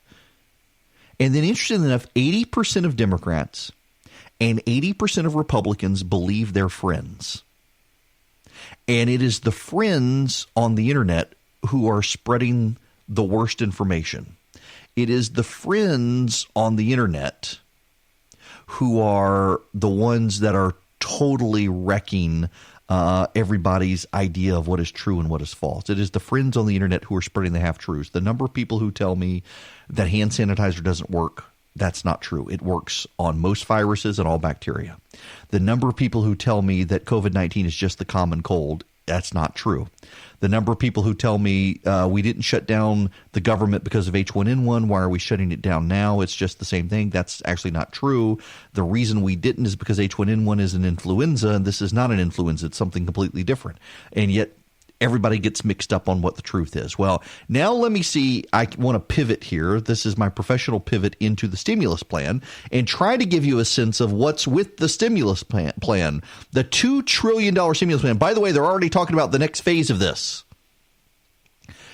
This was passed 96-0 in the United States Senate. Now, there is a rich irony here in that Rand Paul does not allow these things. Rand Paul typically votes against these sorts of things. And it is somewhat ironic that the guy most likely to vote against the coronavirus package is the guy infected with the coronavirus, so he couldn't be there. And I don't mean that disparagingly. There is just a level of irony we can take note. Here is the breakdown of what's in the package. Direct payments to individuals. Under the plan that was being negotiated, single Americans would receive $1,200. Married couples would get $2,400. Parents would get $500 for each child under 17. Oh, it is for each child now. Or the original reporting was just $500. It's $500 for each child. The payments would start to phase out for individuals with adjusted gross incomes of more than $75,000. Those making more than $99,000 would not qualify at all. The thresholds are doubled for couples. The Department of Education will suspend payments on student loan borrowers without penalty through September 30th. The Department of Education was planning to allow student loan borrowers to suspend payments without penalty for 60 days. The deadline to obtain a real ID, a federally mandated identification that will be needed to board aircraft, will be extended until at least September 2021, a year past the current deadline. Otherwise, it was going to have to be October 1st. You know, so my driver's license expires this year. I got to get a new driver's license. It's got to be Real ID compliant, and it is a pain in the butt. You got to take your passport. You got to take your birth certificate. You got to take you got a series of things you got to take. You can take a passport or a birth certificate, and then you got to take like a bill, a utility bill to prove you live at your address, which is goofy. There would be, you've got unemployment benefits in the legislation. The federal government will give jobless workers an extra $600 a week for 4 months on top of state benefits. In addition, lawmakers will add up to 13 weeks of extended benefits covered fully by the federal government. State unemployment checks would last between 12 and 28 weeks, depending on the state. The Treasury Department will provide $500 billion in loans, loan guarantees, and investments. That specifically includes $25 billion for air carriers, $4 billion for cargo air carriers, $17 billion for businesses and national security. The other $454 billion will be given wide latitude to cover loans to businesses, states, and municipalities. The measure includes restrictions on businesses. The businesses may not issue dividends for up to a year after the loan is no longer outstanding and must retain 90% of employment levels as of March 24th to the extent practicable through September 30th. The loans can't be more than 5 years. There's a specific provision in the program for direct loans to mid-sized businesses defined as between 500 and 10,000 employees, as well as nonprofit organizations where no payments will be due for the first 6 months after the loan is issued. A congressional oversight commission will monitor it. There will be an inspector general. The legislation prohibits elected officials and immediate relatives from obtaining funds from the loan. That includes the president, the vice president, members of Congress. No money can go to the border wall. The Defense Department will get $1.2 billion for the National Guard's coronavirus response. An additional $1 billion will go to the Defense Purchases Act, but none of the money can be used for to the border wall. So none of the money can go to the counter-drug account, which is what the president's using for the border wall. Airlines and airports will get a bailout. The package includes $32 billion in grants for wages and benefits for the airline industry. There's $25 billion for passenger airlines, $4 billion for cargo airliners, $3 billion for industry contractors. There's $25 billion additional for passenger airlines and $4 billion for cargo airlines that will be available in loan guarantees. Airports themselves will get financial funding to help them cover losses at airports. $117 billion will go to hospitals, according to the American Hospital Association. The bill creates a $100 billion public health and social emergency fund to reimburse providers for expenses and lost revenue. $65 billion will go to hospitals, with the rest funneled to doctors, nurses, suppliers, and others. The legislation boosts reimbursement by 20% for treating Medicare patients. It eliminates $8 billion in scheduled payment reductions to hospitals. And there's a temporary removing 2% cut for treating Medicare patients. And then independent contractors and gig workers will be eligible for federal aid. That's kind of important given the number of people who are contractors these days. The language provides certainty to millions of part-time workers who work for Uber, or deliver for Amazon, and other things. This was actually requested by tech executives, including Uber CEO, that these workers will get some level of protection. If you have a 1099 income, we had a guy call yesterday. He's a 1099 worker. He gets paid as a contractor for various people. There are protections in here for him. And there are protections against foreclosures and evictions. The bill states that anyone facing a financial hardship from coronavirus will be given a forbearance on a federally backed mortgage loan of up to 60 days, which can be extended for 4 periods of 30 days each. The legislation says the servicers of federally backed mortgage loans may not begin to foreclose for 60 days after March 18th. It does not allow fees, penalties, or additional interest to be charged as a result of delayed payments. It includes similar protection for those with multifamily federal mortgage loans, allowing them to receive a 30-day forbearance and up to 2 30-day extensions. Those with federally backed mortgage loans who have tenants would not be allowed to evict tenants solely for failure to pay rent for a 120-day period, and they may not charge fees or penalties to tenants for failing to pay rent. There's $25 million to support the John F. Kennedy Center for Performing Arts. Good Lord. There is funding for food assistance, $450 million for the Emergency Food Assistance Program, which supplies food banks.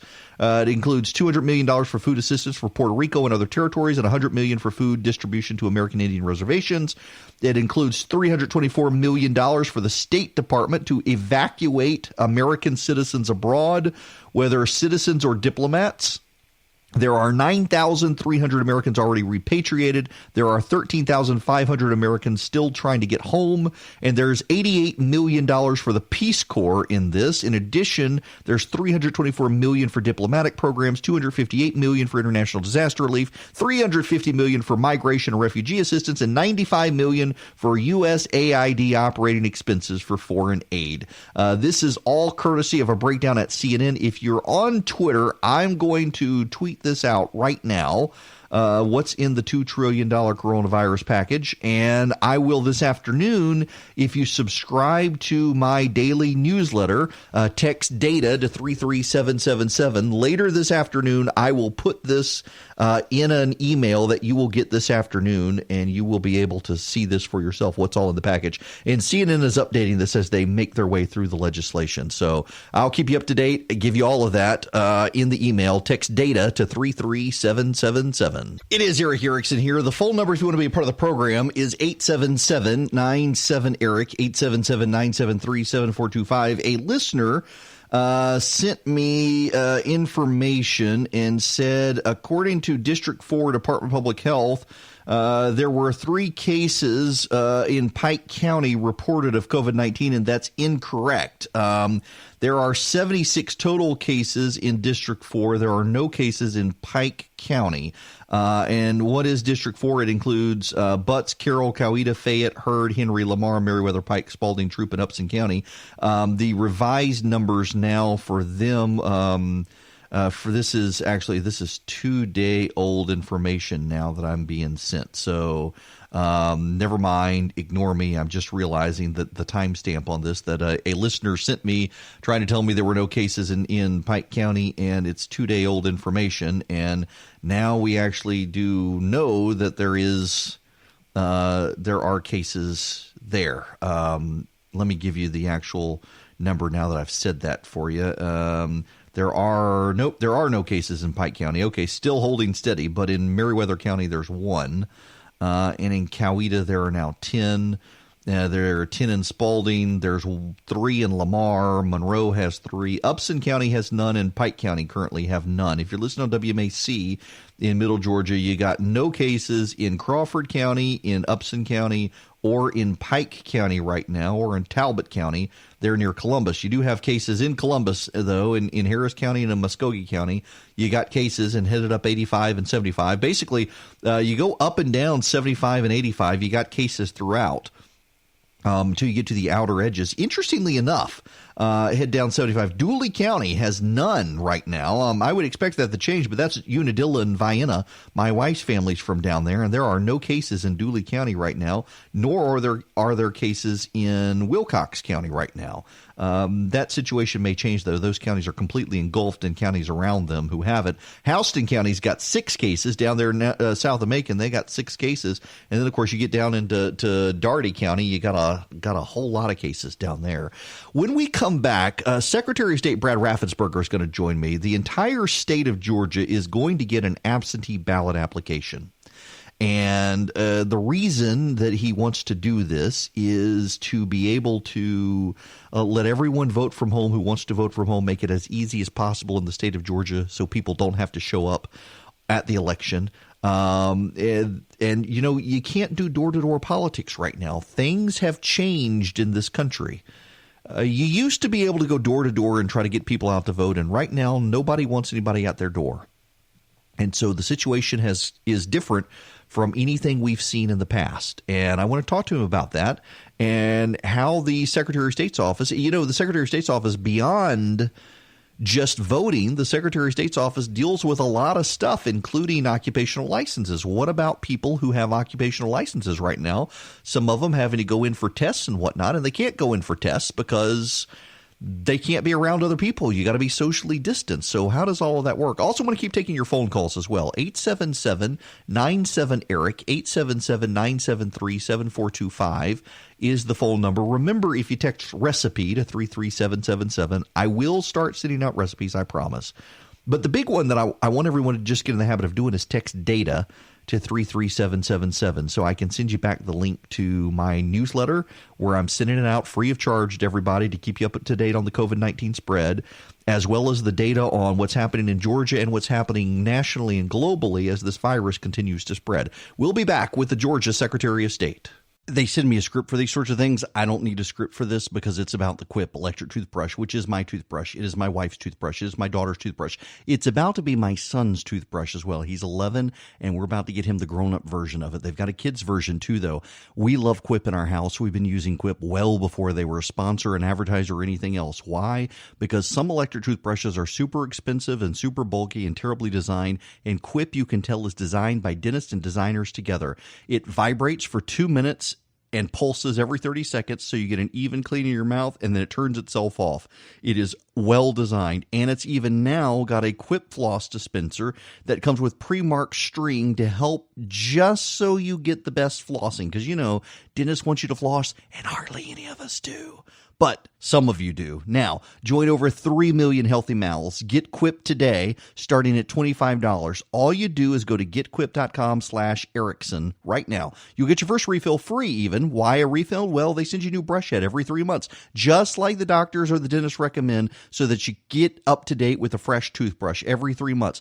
And you get your first refill for free at getquip.com/Erickson. That's GETQUIP.com/Erickson. Quip is the Good Habits Company. Hello and welcome. It is Eric Erickson here at the Eric Erickson Show across the state of Georgia. Glad to have you joining me on the internet as well, streaming live. So everybody can tune in, and I just want to keep welcoming the folks at Doc 103.9, our newest affiliate. Glad to have them with us in the beautiful lake country of Georgia. Gosh, I would love to be on Lake Oconee right now instead of here with you people. Sorry. Listen, I'm supposed to be on vacation next week, and it's all been canceled because of this virus. Somebody who is also never saw virus coming when he took the job and yet is having to deal with it and is doing so admirably is our Secretary of State here in Georgia, Brad Raffensperger, who's joining me now. Mr. Secretary, thanks so much for calling in today. Well, thank you, Eric, for making some time for me. So, and again, I've commented so much this week with the different public officials I've interviewed. Nobody saw virus coming when you took the job, and suddenly it has come and thrown everybody for a loop. And you and the Secretary of State's office are completely having to adapt beyond just the absentee balloting. Your office does so much with businesses and occupational licenses. And if you wouldn't mind just kind of filling everybody in on what your office is having to do differently or think differently about than in the past. Well, I guess since you brought up about licenses, we're looking at all of our people in the Macon office are, as much as we can, having them work at home. And then we're looking at how we can expedite licenses. And we did that with the nurses, particularly for nurses coming from out of state, so they could get up and get a temporary license. We're also extending the filing for your corporations out to May 1 to give business owners additional time. But obviously everyone's focus really is on elections, and that's why we've made the unprecedented step to have absentee ballot request forms sent out to every active registered voter in the state of Georgia, and that's 6.9 million voters. Now, how will that work? You just a standard form, you fill out the absentee ballot, send it back in, and people are going to get their ballot at home? Exactly. So when it shows up in your mailbox in about 2 weeks from now, for the May 19th primary, the general primary, it'll also, really have to just list or decide one of three things. Do you want a Democrat ballot, Republican ballot, or an independent ballot? Put the X there and then close it up and then send it back to your county. Once your county receives that form, they'll enter you into the system. And once we collected those, then we'll begin the process of mailing out the absentee ballots to all the voters. Now, I want to spend a moment with you on the absentee ballot because when I was in law school, I actually interned for Kathy Cox, who was in the Secretary of State, and it was right when we were doing the transition to electronic balloting, and I revised several of the booklets for the office on how you conduct an election and arrange locations and how you handle absentee ballots. And yesterday I had a lady on my evening show on WSB call me who was deeply skeptical of the integrity of absentee balloting and wasn't sure she wanted to fill out the form. And I tried to assure her that, the county governments, county boards of elections actually treat the absentee ballot as fairly sacred. They've got some great secure processes. She shouldn't have to worry about it. And then this opportunity arose with you being here this morning, and wanted to let you talk to people who may be skeptical about absentee balloting and get your take on it. From the standpoint, when you receive the application and you check the box, and then later on we send the ballot out to you, that process is secure because you are actually going to sign your ballot, you're going to send it in, and then your counties are going to receive that. So you are depending on the United States Postal Service to get the ballot to the county. The county is going to open it up. But I've traveled throughout the state, and every county election official I've met has personal integrity. They're hardworking people trying to do their job right. Doesn't matter whether they lean left or lean right. At the end of the day, they're right down the middle. They want to get the process right. So your ballot will be secure and will be accurately counted if you go forward with the absentee ballot process. Do you think that we're going to be able to have in-person voting in May? Yes, Eric, we intend to have 3 weeks of early voting, and we also intend to have voting on Tuesday, May 19th.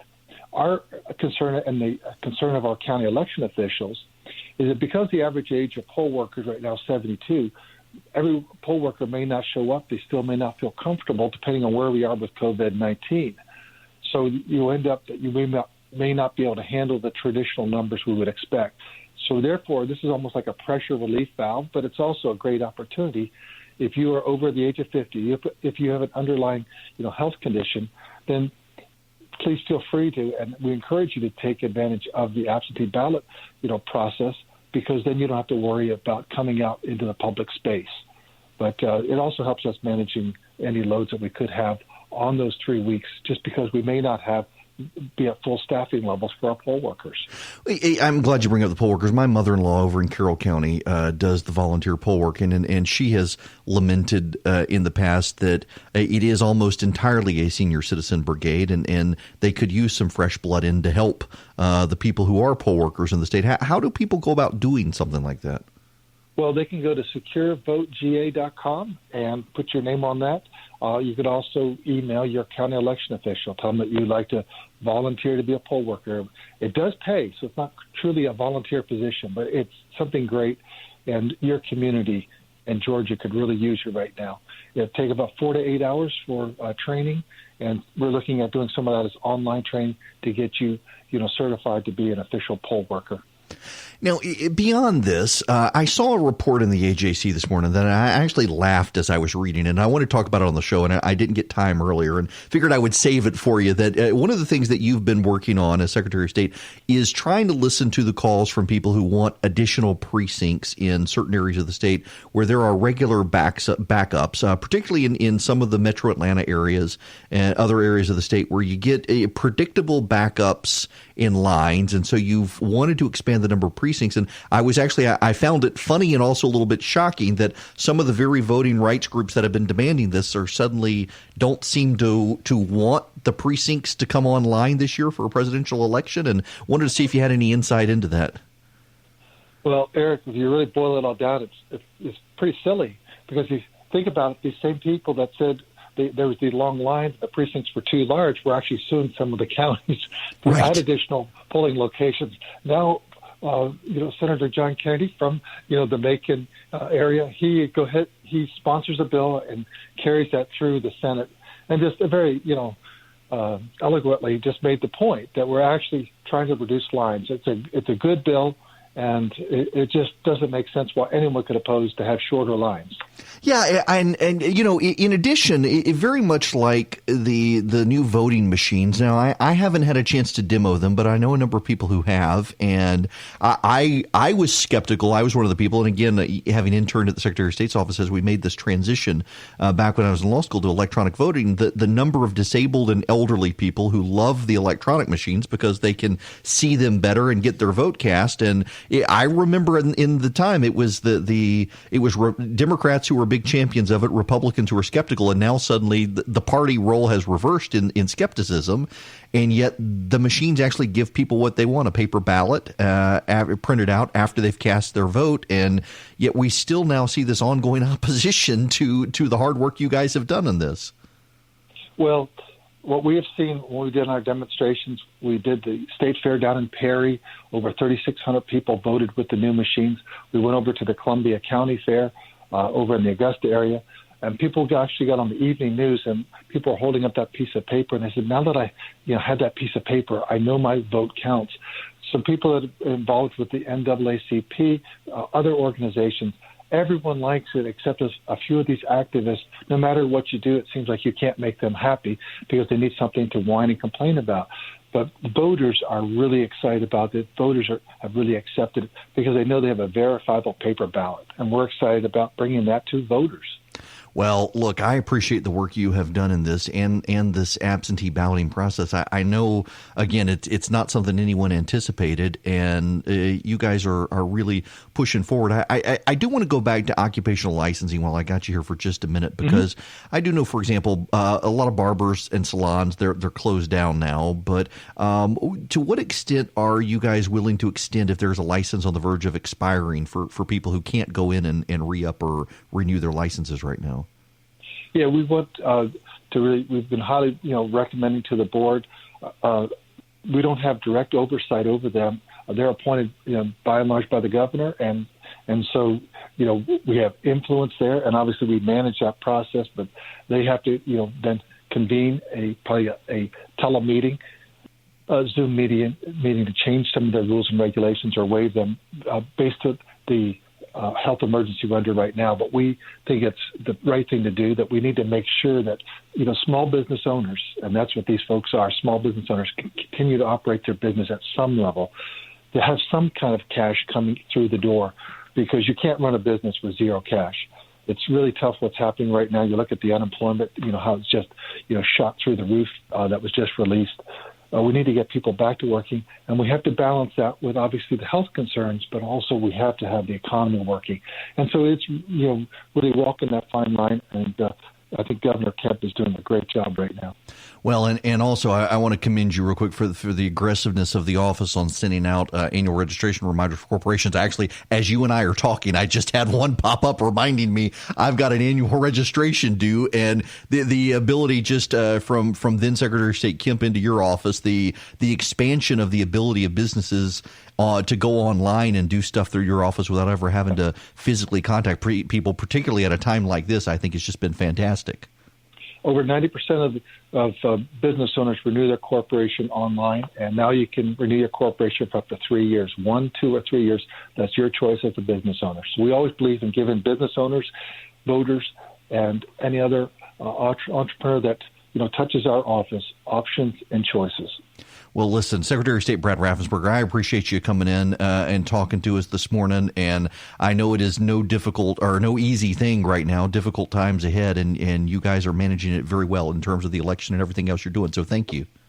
Thank you, Eric. Thanks for making time for us. Absolutely. Secretary of State Brad Raffensperger, again, I mean, everybody, regardless of the elected official, regardless of the bureaucrat, whoever, no one saw a global pandemic coming when they were on the ballot in 2018. And Brad Raffensperger, new to the job, really stepped up. And I do want to spend some time on the story. I didn't want to, he wanted to come on and talk about the election and not make partisan points. And I didn't want to delve into the partisan politics of it too hard with him. But it is very notable. One of the things he wants to do is Senator John Kennedy from down in Macon sponsored the legislation to address the concerns of Democratic constituency groups, particularly those groups that were connected to Stacey Abrams, who wanted additional polling precincts in areas where the lines back up. The Secretary of State's office studied it and agreed and got legislation. John Kennedy in the state Senate is ushering the legislation through the legislature, and now the very groups that wanted additional precincts are now opposed. You heard that right, actually. You did. The very groups that have been wanting these additional precincts are now screaming that it must be some sort of trap, that the Republicans are giving them what they want, when actually it has everything to do with maybe, just maybe, finally Fulton County when we all go to sleep at night, we'll have a sense of what the vote is in Fulton instead of waiting for 3 days for them to figure out how to turn their computers on and count the vote or get people out of the lines. It's just the whole thing is crazy to be screaming. You're getting what you want, and now you're not happy about it. Hello there. It is Eric Erickson. The phone number, if you would like to be a part of the program, 877-97-ERIC, 877-973-7425. I really got to read you this from the AJC. This is what I was talking about.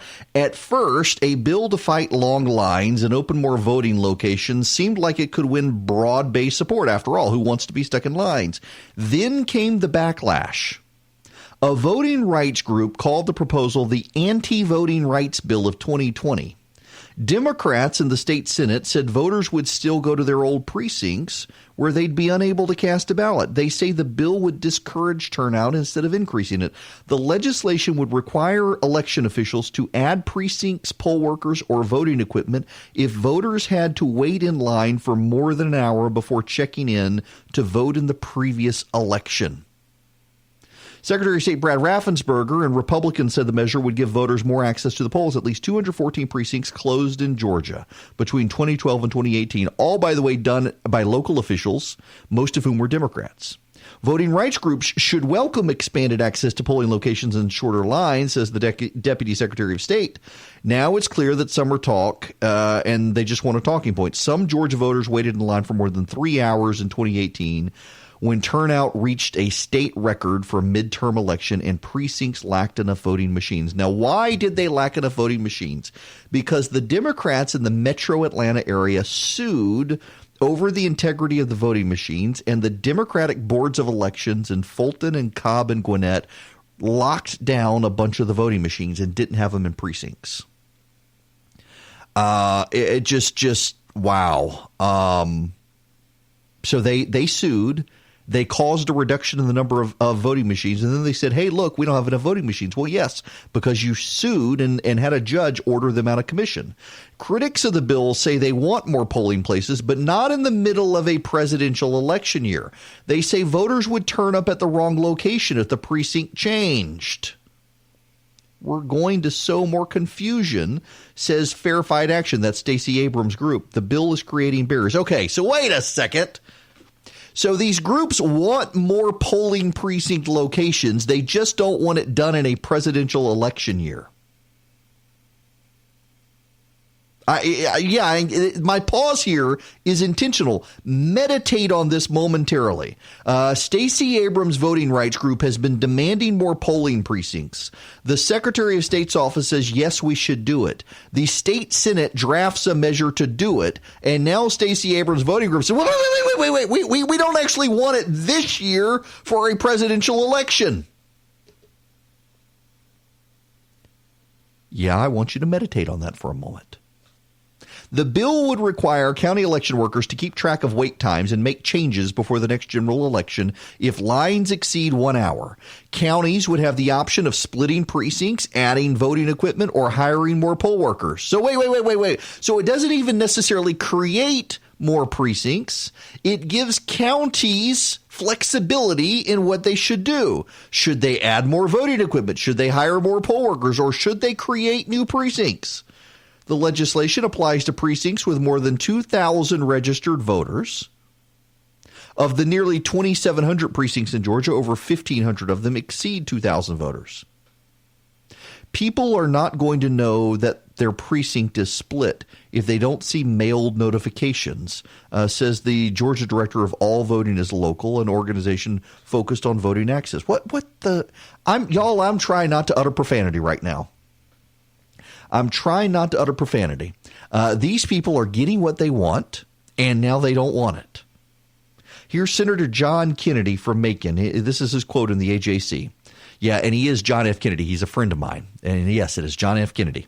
The real oddity is that the complaint we've heard before is that folks have to drive too far or precincts aren't readily available. You've now made precincts closer to where people live. I don't see how that's not a good thing. Voters would have the option to include a copy of their ID with a mailed-in paper ballot.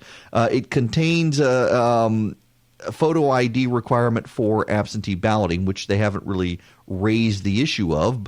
Allowing the photo ID would make it easier to make sure that the voter is who the voter says it is. Sounds like it's good legislation. It sounds like it's good legislation. So it would give local entities. And by the way, can we acknowledge something here in the sake of honesty and argument, that you're allowing local Democratic governments in the metro Atlanta area to create new precincts. Do you not think that the Democrats are going to notify the Democrats that they've created new precincts? If anything, it's the Republicans in these counties who are going to be up a creek.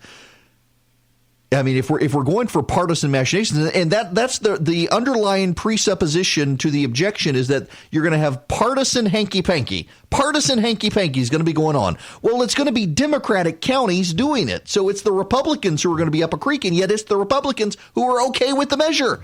These people have been clamoring for more precincts since I've been active in politics in Georgia. You've had Democrats demanding more precincts. Even when the Democrats were in charge of the state, the Democrats were demanding more precincts. And it's the Republicans who have finally given them what they want, and suddenly it's a conspiracy. They can't really mean it, can they? There must be hanky-panky. Oh, I know what it is we're going to have people show up on the general election and say, I vote here. You know, you could very easily put in a provision that says if it was your precinct and it no longer is your precinct because of this change, you can still cast your ballot there. Get her. Kind of makes your head hurt. It's almost as if these people aren't actually being honest when they say they want election reform, isn't it? We're giving them what they want and now they don't want it? That seems a little bit odd, does it not? Except there's a provision that really the reason they're trying to scuttle it. And we'll explain that when we come back, what the secret provision is. That's not a secret provision, and it's the one they really hate, but they don't want to raise a red flag about it. So maybe you'll find this interesting or maybe not. I assume you will. Welcome back. It is Eric Erickson here. The phone number, if you want to be a part of the program, by the way, is 877-97-ERIC, 877-973-7425. There is a renewed antagonism in the media towards Fox News right now, particularly as the ratings book comes out, and Fox is garnering more viewership than the other news networks combined. Now, I received an email from Media Matters. Media Matters is a left-wing group that attacks people in media. They've come after me repeatedly. What they try to do is organize boycotts, and typically it's a handful of people. In fact, so interestingly enough, let me tell you, this happened to me the other day. When I was commenting on the use of the Kung flu as a phrase, which I changed my mind on after talking to various friends. I don't want to encourage it because there actually are some white supremacy. Have you heard about these white supremacy groups out there? One of them trying to blow up a hospital in New York City, another encouraging people to contract the virus and then go to synagogues and mosques and spread it to people. Actual people suggesting that. And I don't want to be a part of that. I don't want to encourage it. And so I have decided I probably won't be using the phrase Kung flu. I originally found it actually kind of funny and creative. I was a little bit upset that someone was more creative than me to come up with it. But nonetheless, I'm now discouraging people from using it. But Wuhan virus and Chinese virus, I think, are fair game in large part because China's running a propaganda ring trying to convince people that the United States is to blame for the virus. And the media itself is not covering that, but it actually is legitimate that they are very much trying to blame the United States for the spread of the virus. Iran is doing the same thing with Iranian propaganda. Anyway, Media Matters is a left-wing group that if you say something, if you're a conservative and you say something, they want to go after your advertisers. And I had a situation after I had joked about the Kung flu phrase that I'm sure it was Media Matters. My boss for my other radio show was bombarded with people. One person in particular called and said he would never listen to the station again. He was so upset. And even when the Braves came back on, he was not going to start listening to the station again. Well, that person actually was calling from South Carolina and clearly doesn't listen to the station because the station I'm on in Atlanta doesn't carry the Braves. And that's what Media Matters does. It organizes a handful of people in their mother's basements to go around and pretend that they are actually a horde of people, that they are legion, and harass advertisers. My advertisers actually have a great relationship with them, and with the exception of one, Harry's Razors, I've been able to keep all my advertisers. Harry's Razors got bought by a big Fortune 500 company and ditched all their conservative advertisers. I still use Harry's Razors. I think it's a great product, but they ran away from all the conservatives after some harassment once they got bought by corporate power. But Media Matters loves to go after not just conservative talk radio show hosts like me and Rush Limbaugh and Ben Shapiro and others, but they love to go after Fox News. And they have a PR team. And the PR team sent an email yesterday proclaiming it racism at Fox News that they were using the phrase Wuhan virus and Chinese virus. Let me read you 2 paragraphs here. Tucker Carlson himself represented a substantially large portion of uses of the terms Wuhan virus and Chinese virus on Fox. 43 of the 144 instances came from the primetime host. Carlson had taken particular interest in defending the use of such terms, stating during the March 12th edition of his program, just to be clear, describing the virus from Wuhan as the Wuhan virus is not xenophobic. It's it's accurate, and anyone who says otherwise is lying, and probably for a reason. According to Media Matters, the first instance of Fox News personalities referring to the coronavirus as the Wuhan virus after there was a confirmed case in the U.S. took place on January 22nd. But wait! You might be interested to know, and what they leave out of this is that CNN, MSNBC, ABC, CBS, NBC, PBS, the New York Times, the Washington Post, the LA Times, USA Today, the Miami Herald, the Wall Street Journal, they were all using the phrase the Wuhan virus or the Wuhan coronavirus at the same time. Media Matters doesn't point out that every media organization in the country was using the phrase, and that Fox News picked it up again in March after Mike Pompeo, the Secretary of State, pointed out that China was trying to blame the United States for spreading the virus. And so Mike Pompeo was advocating within the State Department that it use the phrase Wuhan virus or Wuhan coronavirus. So in other words, Fox News is more pro-America than Media Matters is. Media Matters, of course, would love Chinese overlords. They're a bunch of communists who work at Media Matters anyway. They'd be perfectly happy to have Chinese authoritarians because Media Matters loves censorship and loves punishing anyone who has dissent. But there's more to it than that. It's not just Media Matters doing it. The New York Times has a clear priapist issue when it comes to Fox News. At this point, it's lasted for more than 4 hours, and they should probably go get medical attention. For 2 days, Ben Smith, who had been the editor of BuzzFeed, he's the guy who published the Christopher Steele dossier, even though it was full of lies, and defended doing so, by the way. He's jumped over to the New York Times now as a media critic, where apparently media critic means you just attack Fox News every day.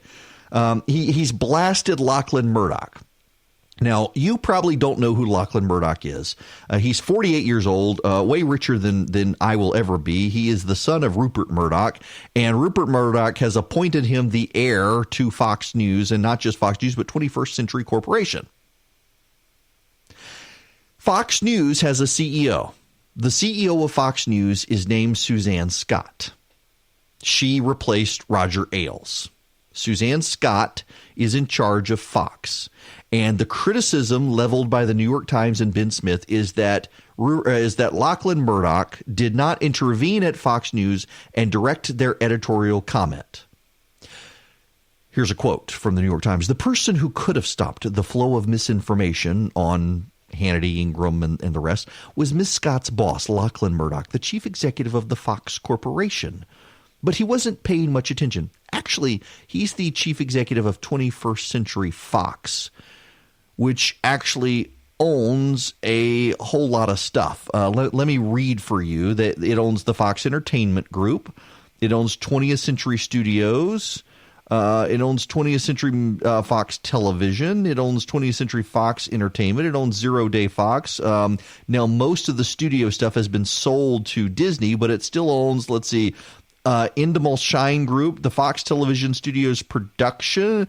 It owns Fox Broadcasting. It owns My Network TV. It owns a group called Movies. It owns Fox Television Stations.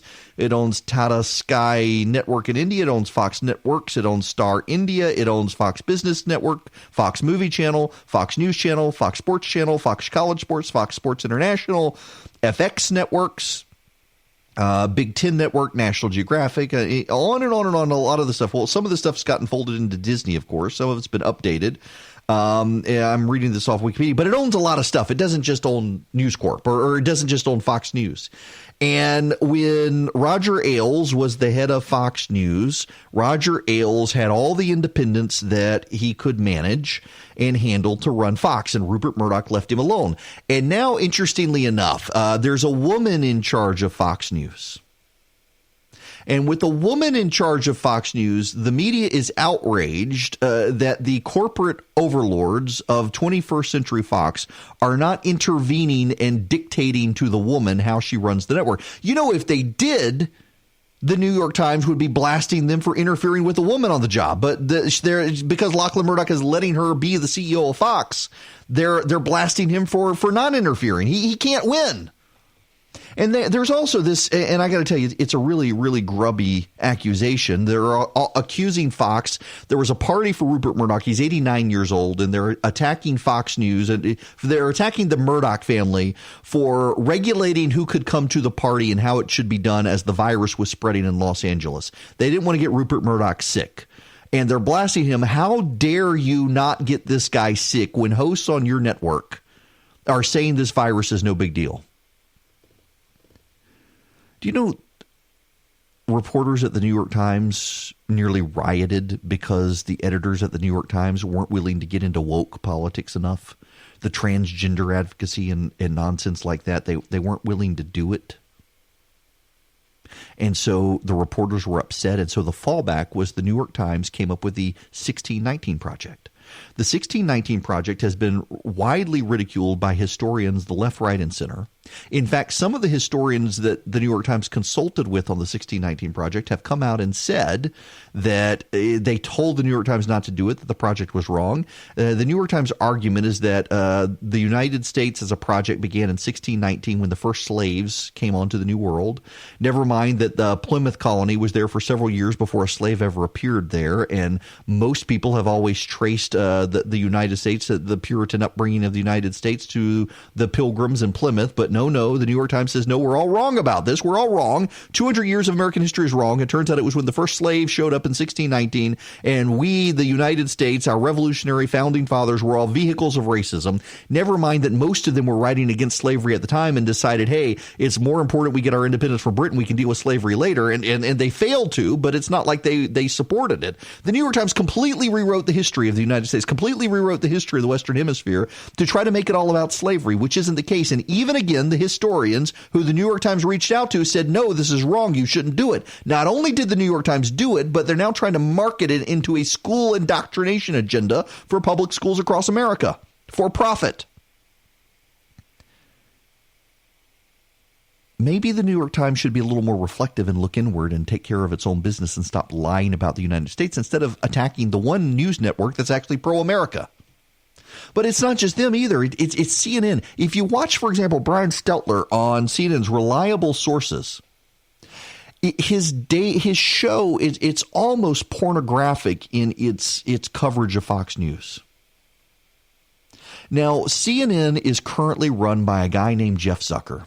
Jeff Zucker was the executive producer for a long time of the Today Show and rose through the ranks at MSNBC or at NBC as Matt Lauer was sexually harassing people and sleeping with people and doing all sorts of stuff. There was a roast of Matt Lauer several years ago. It was a birthday party, and Jeff Zucker was there, and I can't even read you the jokes that Jeff Zucker told about Matt Lauer and Matt Lauer's sexual predilections, other than the one thing he said was, it's just good to see Matt up here and not under my desk. Everything else is down there, is downhill from there. Zucker claims, though he was there while all of this was going on, Jeff Zucker claims he knew nothing about Matt Lauer. He could make all these jokes about Matt Lauer's sexual behavior, but he claims he knew actually nothing about it. He just happened to say those jokes, knew nothing. The media establishment in New York circled the wagons around Jeff Zucker and bought the idea that he knew nothing, much like they all say, oh, he didn't know about Harvey Weinstein. And you know, what NBC News did is NBC News did an internal investigation that proved that none of the executives knew anything about what happened with Matt Lauer. Contrast that with Fox News and Roger Ailes. They went to the outside and brought in an outside agency to launch an independent investigation. And Bill O'Reilly lost his job. Roger Ailes lost his job. A bunch of other people were either disciplined or lost their jobs. And yet the media looks at what Fox did, an independent review, and says, oh, this company's bad. Meanwhile, NBC circles the wagons around Jeff Zucker, and he's at CNN now. So CNN circles the wagons around him. We can't do this. Brian Stelter would never cover Jeff Zucker in the way he wants to cover Fox News. He's an apologist for bad behavior when it happens to the people on whose payroll he is. But here's the thing. This is why are you doing an in-the-show monologue on Fox News? Don't even work at Fox. Used to, by the way. I was 3 years at CNN, 5 years at Fox. Don't work at either one anymore in Fox. I didn't want to stay at Fox. Fox didn't want me to stay. It was a mutual parting of the ways. But the reason I'm doing it is because Fox News, inarguably, has more viewership than all the other media networks combined, all the other news networks combined. And it's transitioning to Lachlan Murdoch, who I don't know, but have kind of kept up with his career in the past. And he seems highly competent. And they're using this transition from Rupert Murdoch to Lachlan Murdoch to yet again fester grievance against Fox News. And the reason they're festering grievance against Fox News is jealousy. Fox dominates the ratings, and Fox clearly has the president's attention. The president clearly watches Fox and Friends in the morning. He clearly pays attention to Tucker Carlson. And by the way, Tucker Carlson has been one of the grown-ups when this coronavirus has come. Tucker Carlson is one of the only other people I know in conservative media besides myself who has been out there since January saying this is going to be a big deal. Pay attention to it. If it gets to the United States, it's going to matter. Well, I should say Ben Shapiro as well. The three of us, we've kind of been the three amigos when it comes to actually telling everyone on the conservative media side, no, you need to pay attention to this. It's a big deal. And they're going after, you got Media Matters attacking Tucker Carlson, claiming he's a racist for what? For raising the red flag about a virus coming from Wuhan, China, and calling it the Wuhan virus, just like CNN did and MSNBC did at the same time. And they're blasting Lachlan Murdoch for daring to allow the executives at Fox News to have free reign over their editorial coverage and not dictating terms to their news coverage. CNN in particular is a network that I respect greatly and have a lot of friends with there, and I think they do a very good job of news, but their ratings suck. And Zucker came in, and Zucker claimed he was going to build the ratings. Remember, we went nonstop on the 777, the Malaysian Air 777, to the point that Don Lemon was having people on to speculate that maybe a black hole sucked up the 777. If Fox News had done that, you would have to put Brian Stelter's reliable sources on pay-per-view and make it an NC-17 rating had Fox News done that, to watch CNN's coverage of that. But that actually happened on CNN. On Stelter's own show, someone came on and accused the president of killing more people than Hitler. Had that happened on Fox News, had someone on Fox accused Barack Obama of killing more people than Hitler, there would be a complete meltdown at CNN. But that actually happened on CNN. The level of hypocrisy is staggering. The lack of insight and reflection, willful reflection of members of the media. Instead, they look at Fox News and they've decided we're not going to even try to get a conservative audience. What we're going to do is try to destroy the Murdoch family and try to destroy Fox News because we don't want to compete on the right. We don't want to even pay attention to what people on the right are thinking. Everyone should believe like us, and they are quintessentially inside a bubble. And that's part of the American Press Corps problem.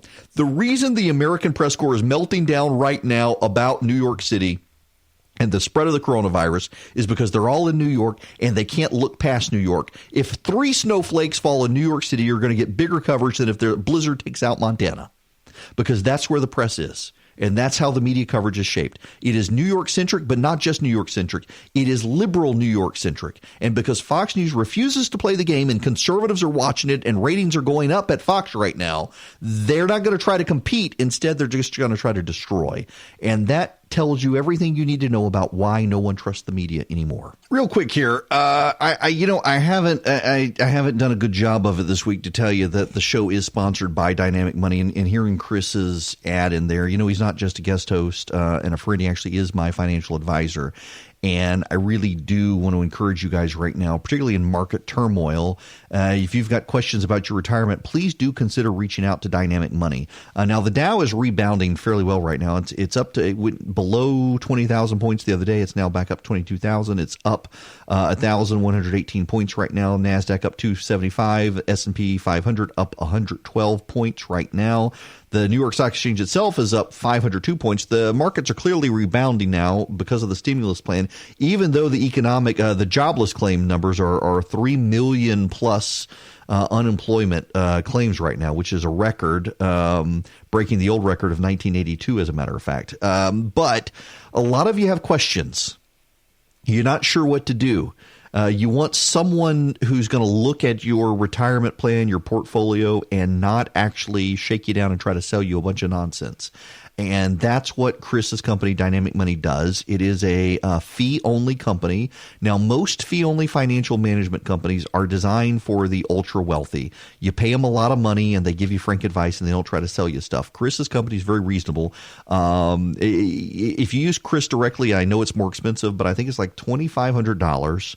And they will take you through an entire program of getting you on a budget, helping you with your finances, and looking at everything. Is essentially the way to think of Dynamic Money is think of them as a primary care physician for your finances. They're gonna sit you down, they're gonna run all the tests on your finances, and they're gonna tell you, okay, you're over leveraged, so to speak, in life insurance. You really don't need that much whole life insurance. So let's scale that back. You'll be able to cash out some money. You'll be able to put it over here.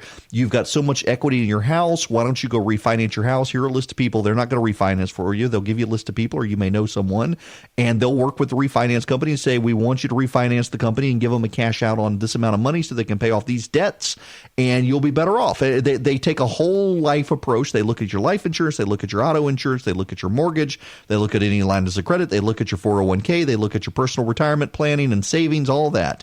And you probably need someone to do that for you right now. And so I want to thank Dynamic Money for sponsoring the show, but two, I actually really do use them. They really actually are my financial advising firm, and they've been great because I know they're not going to try to sell me an annuity or life insurance I don't need. They're just going to give me good advice. They'll give you good advice. Go to dynamicmoney.com as soon as you can. Make an appointment.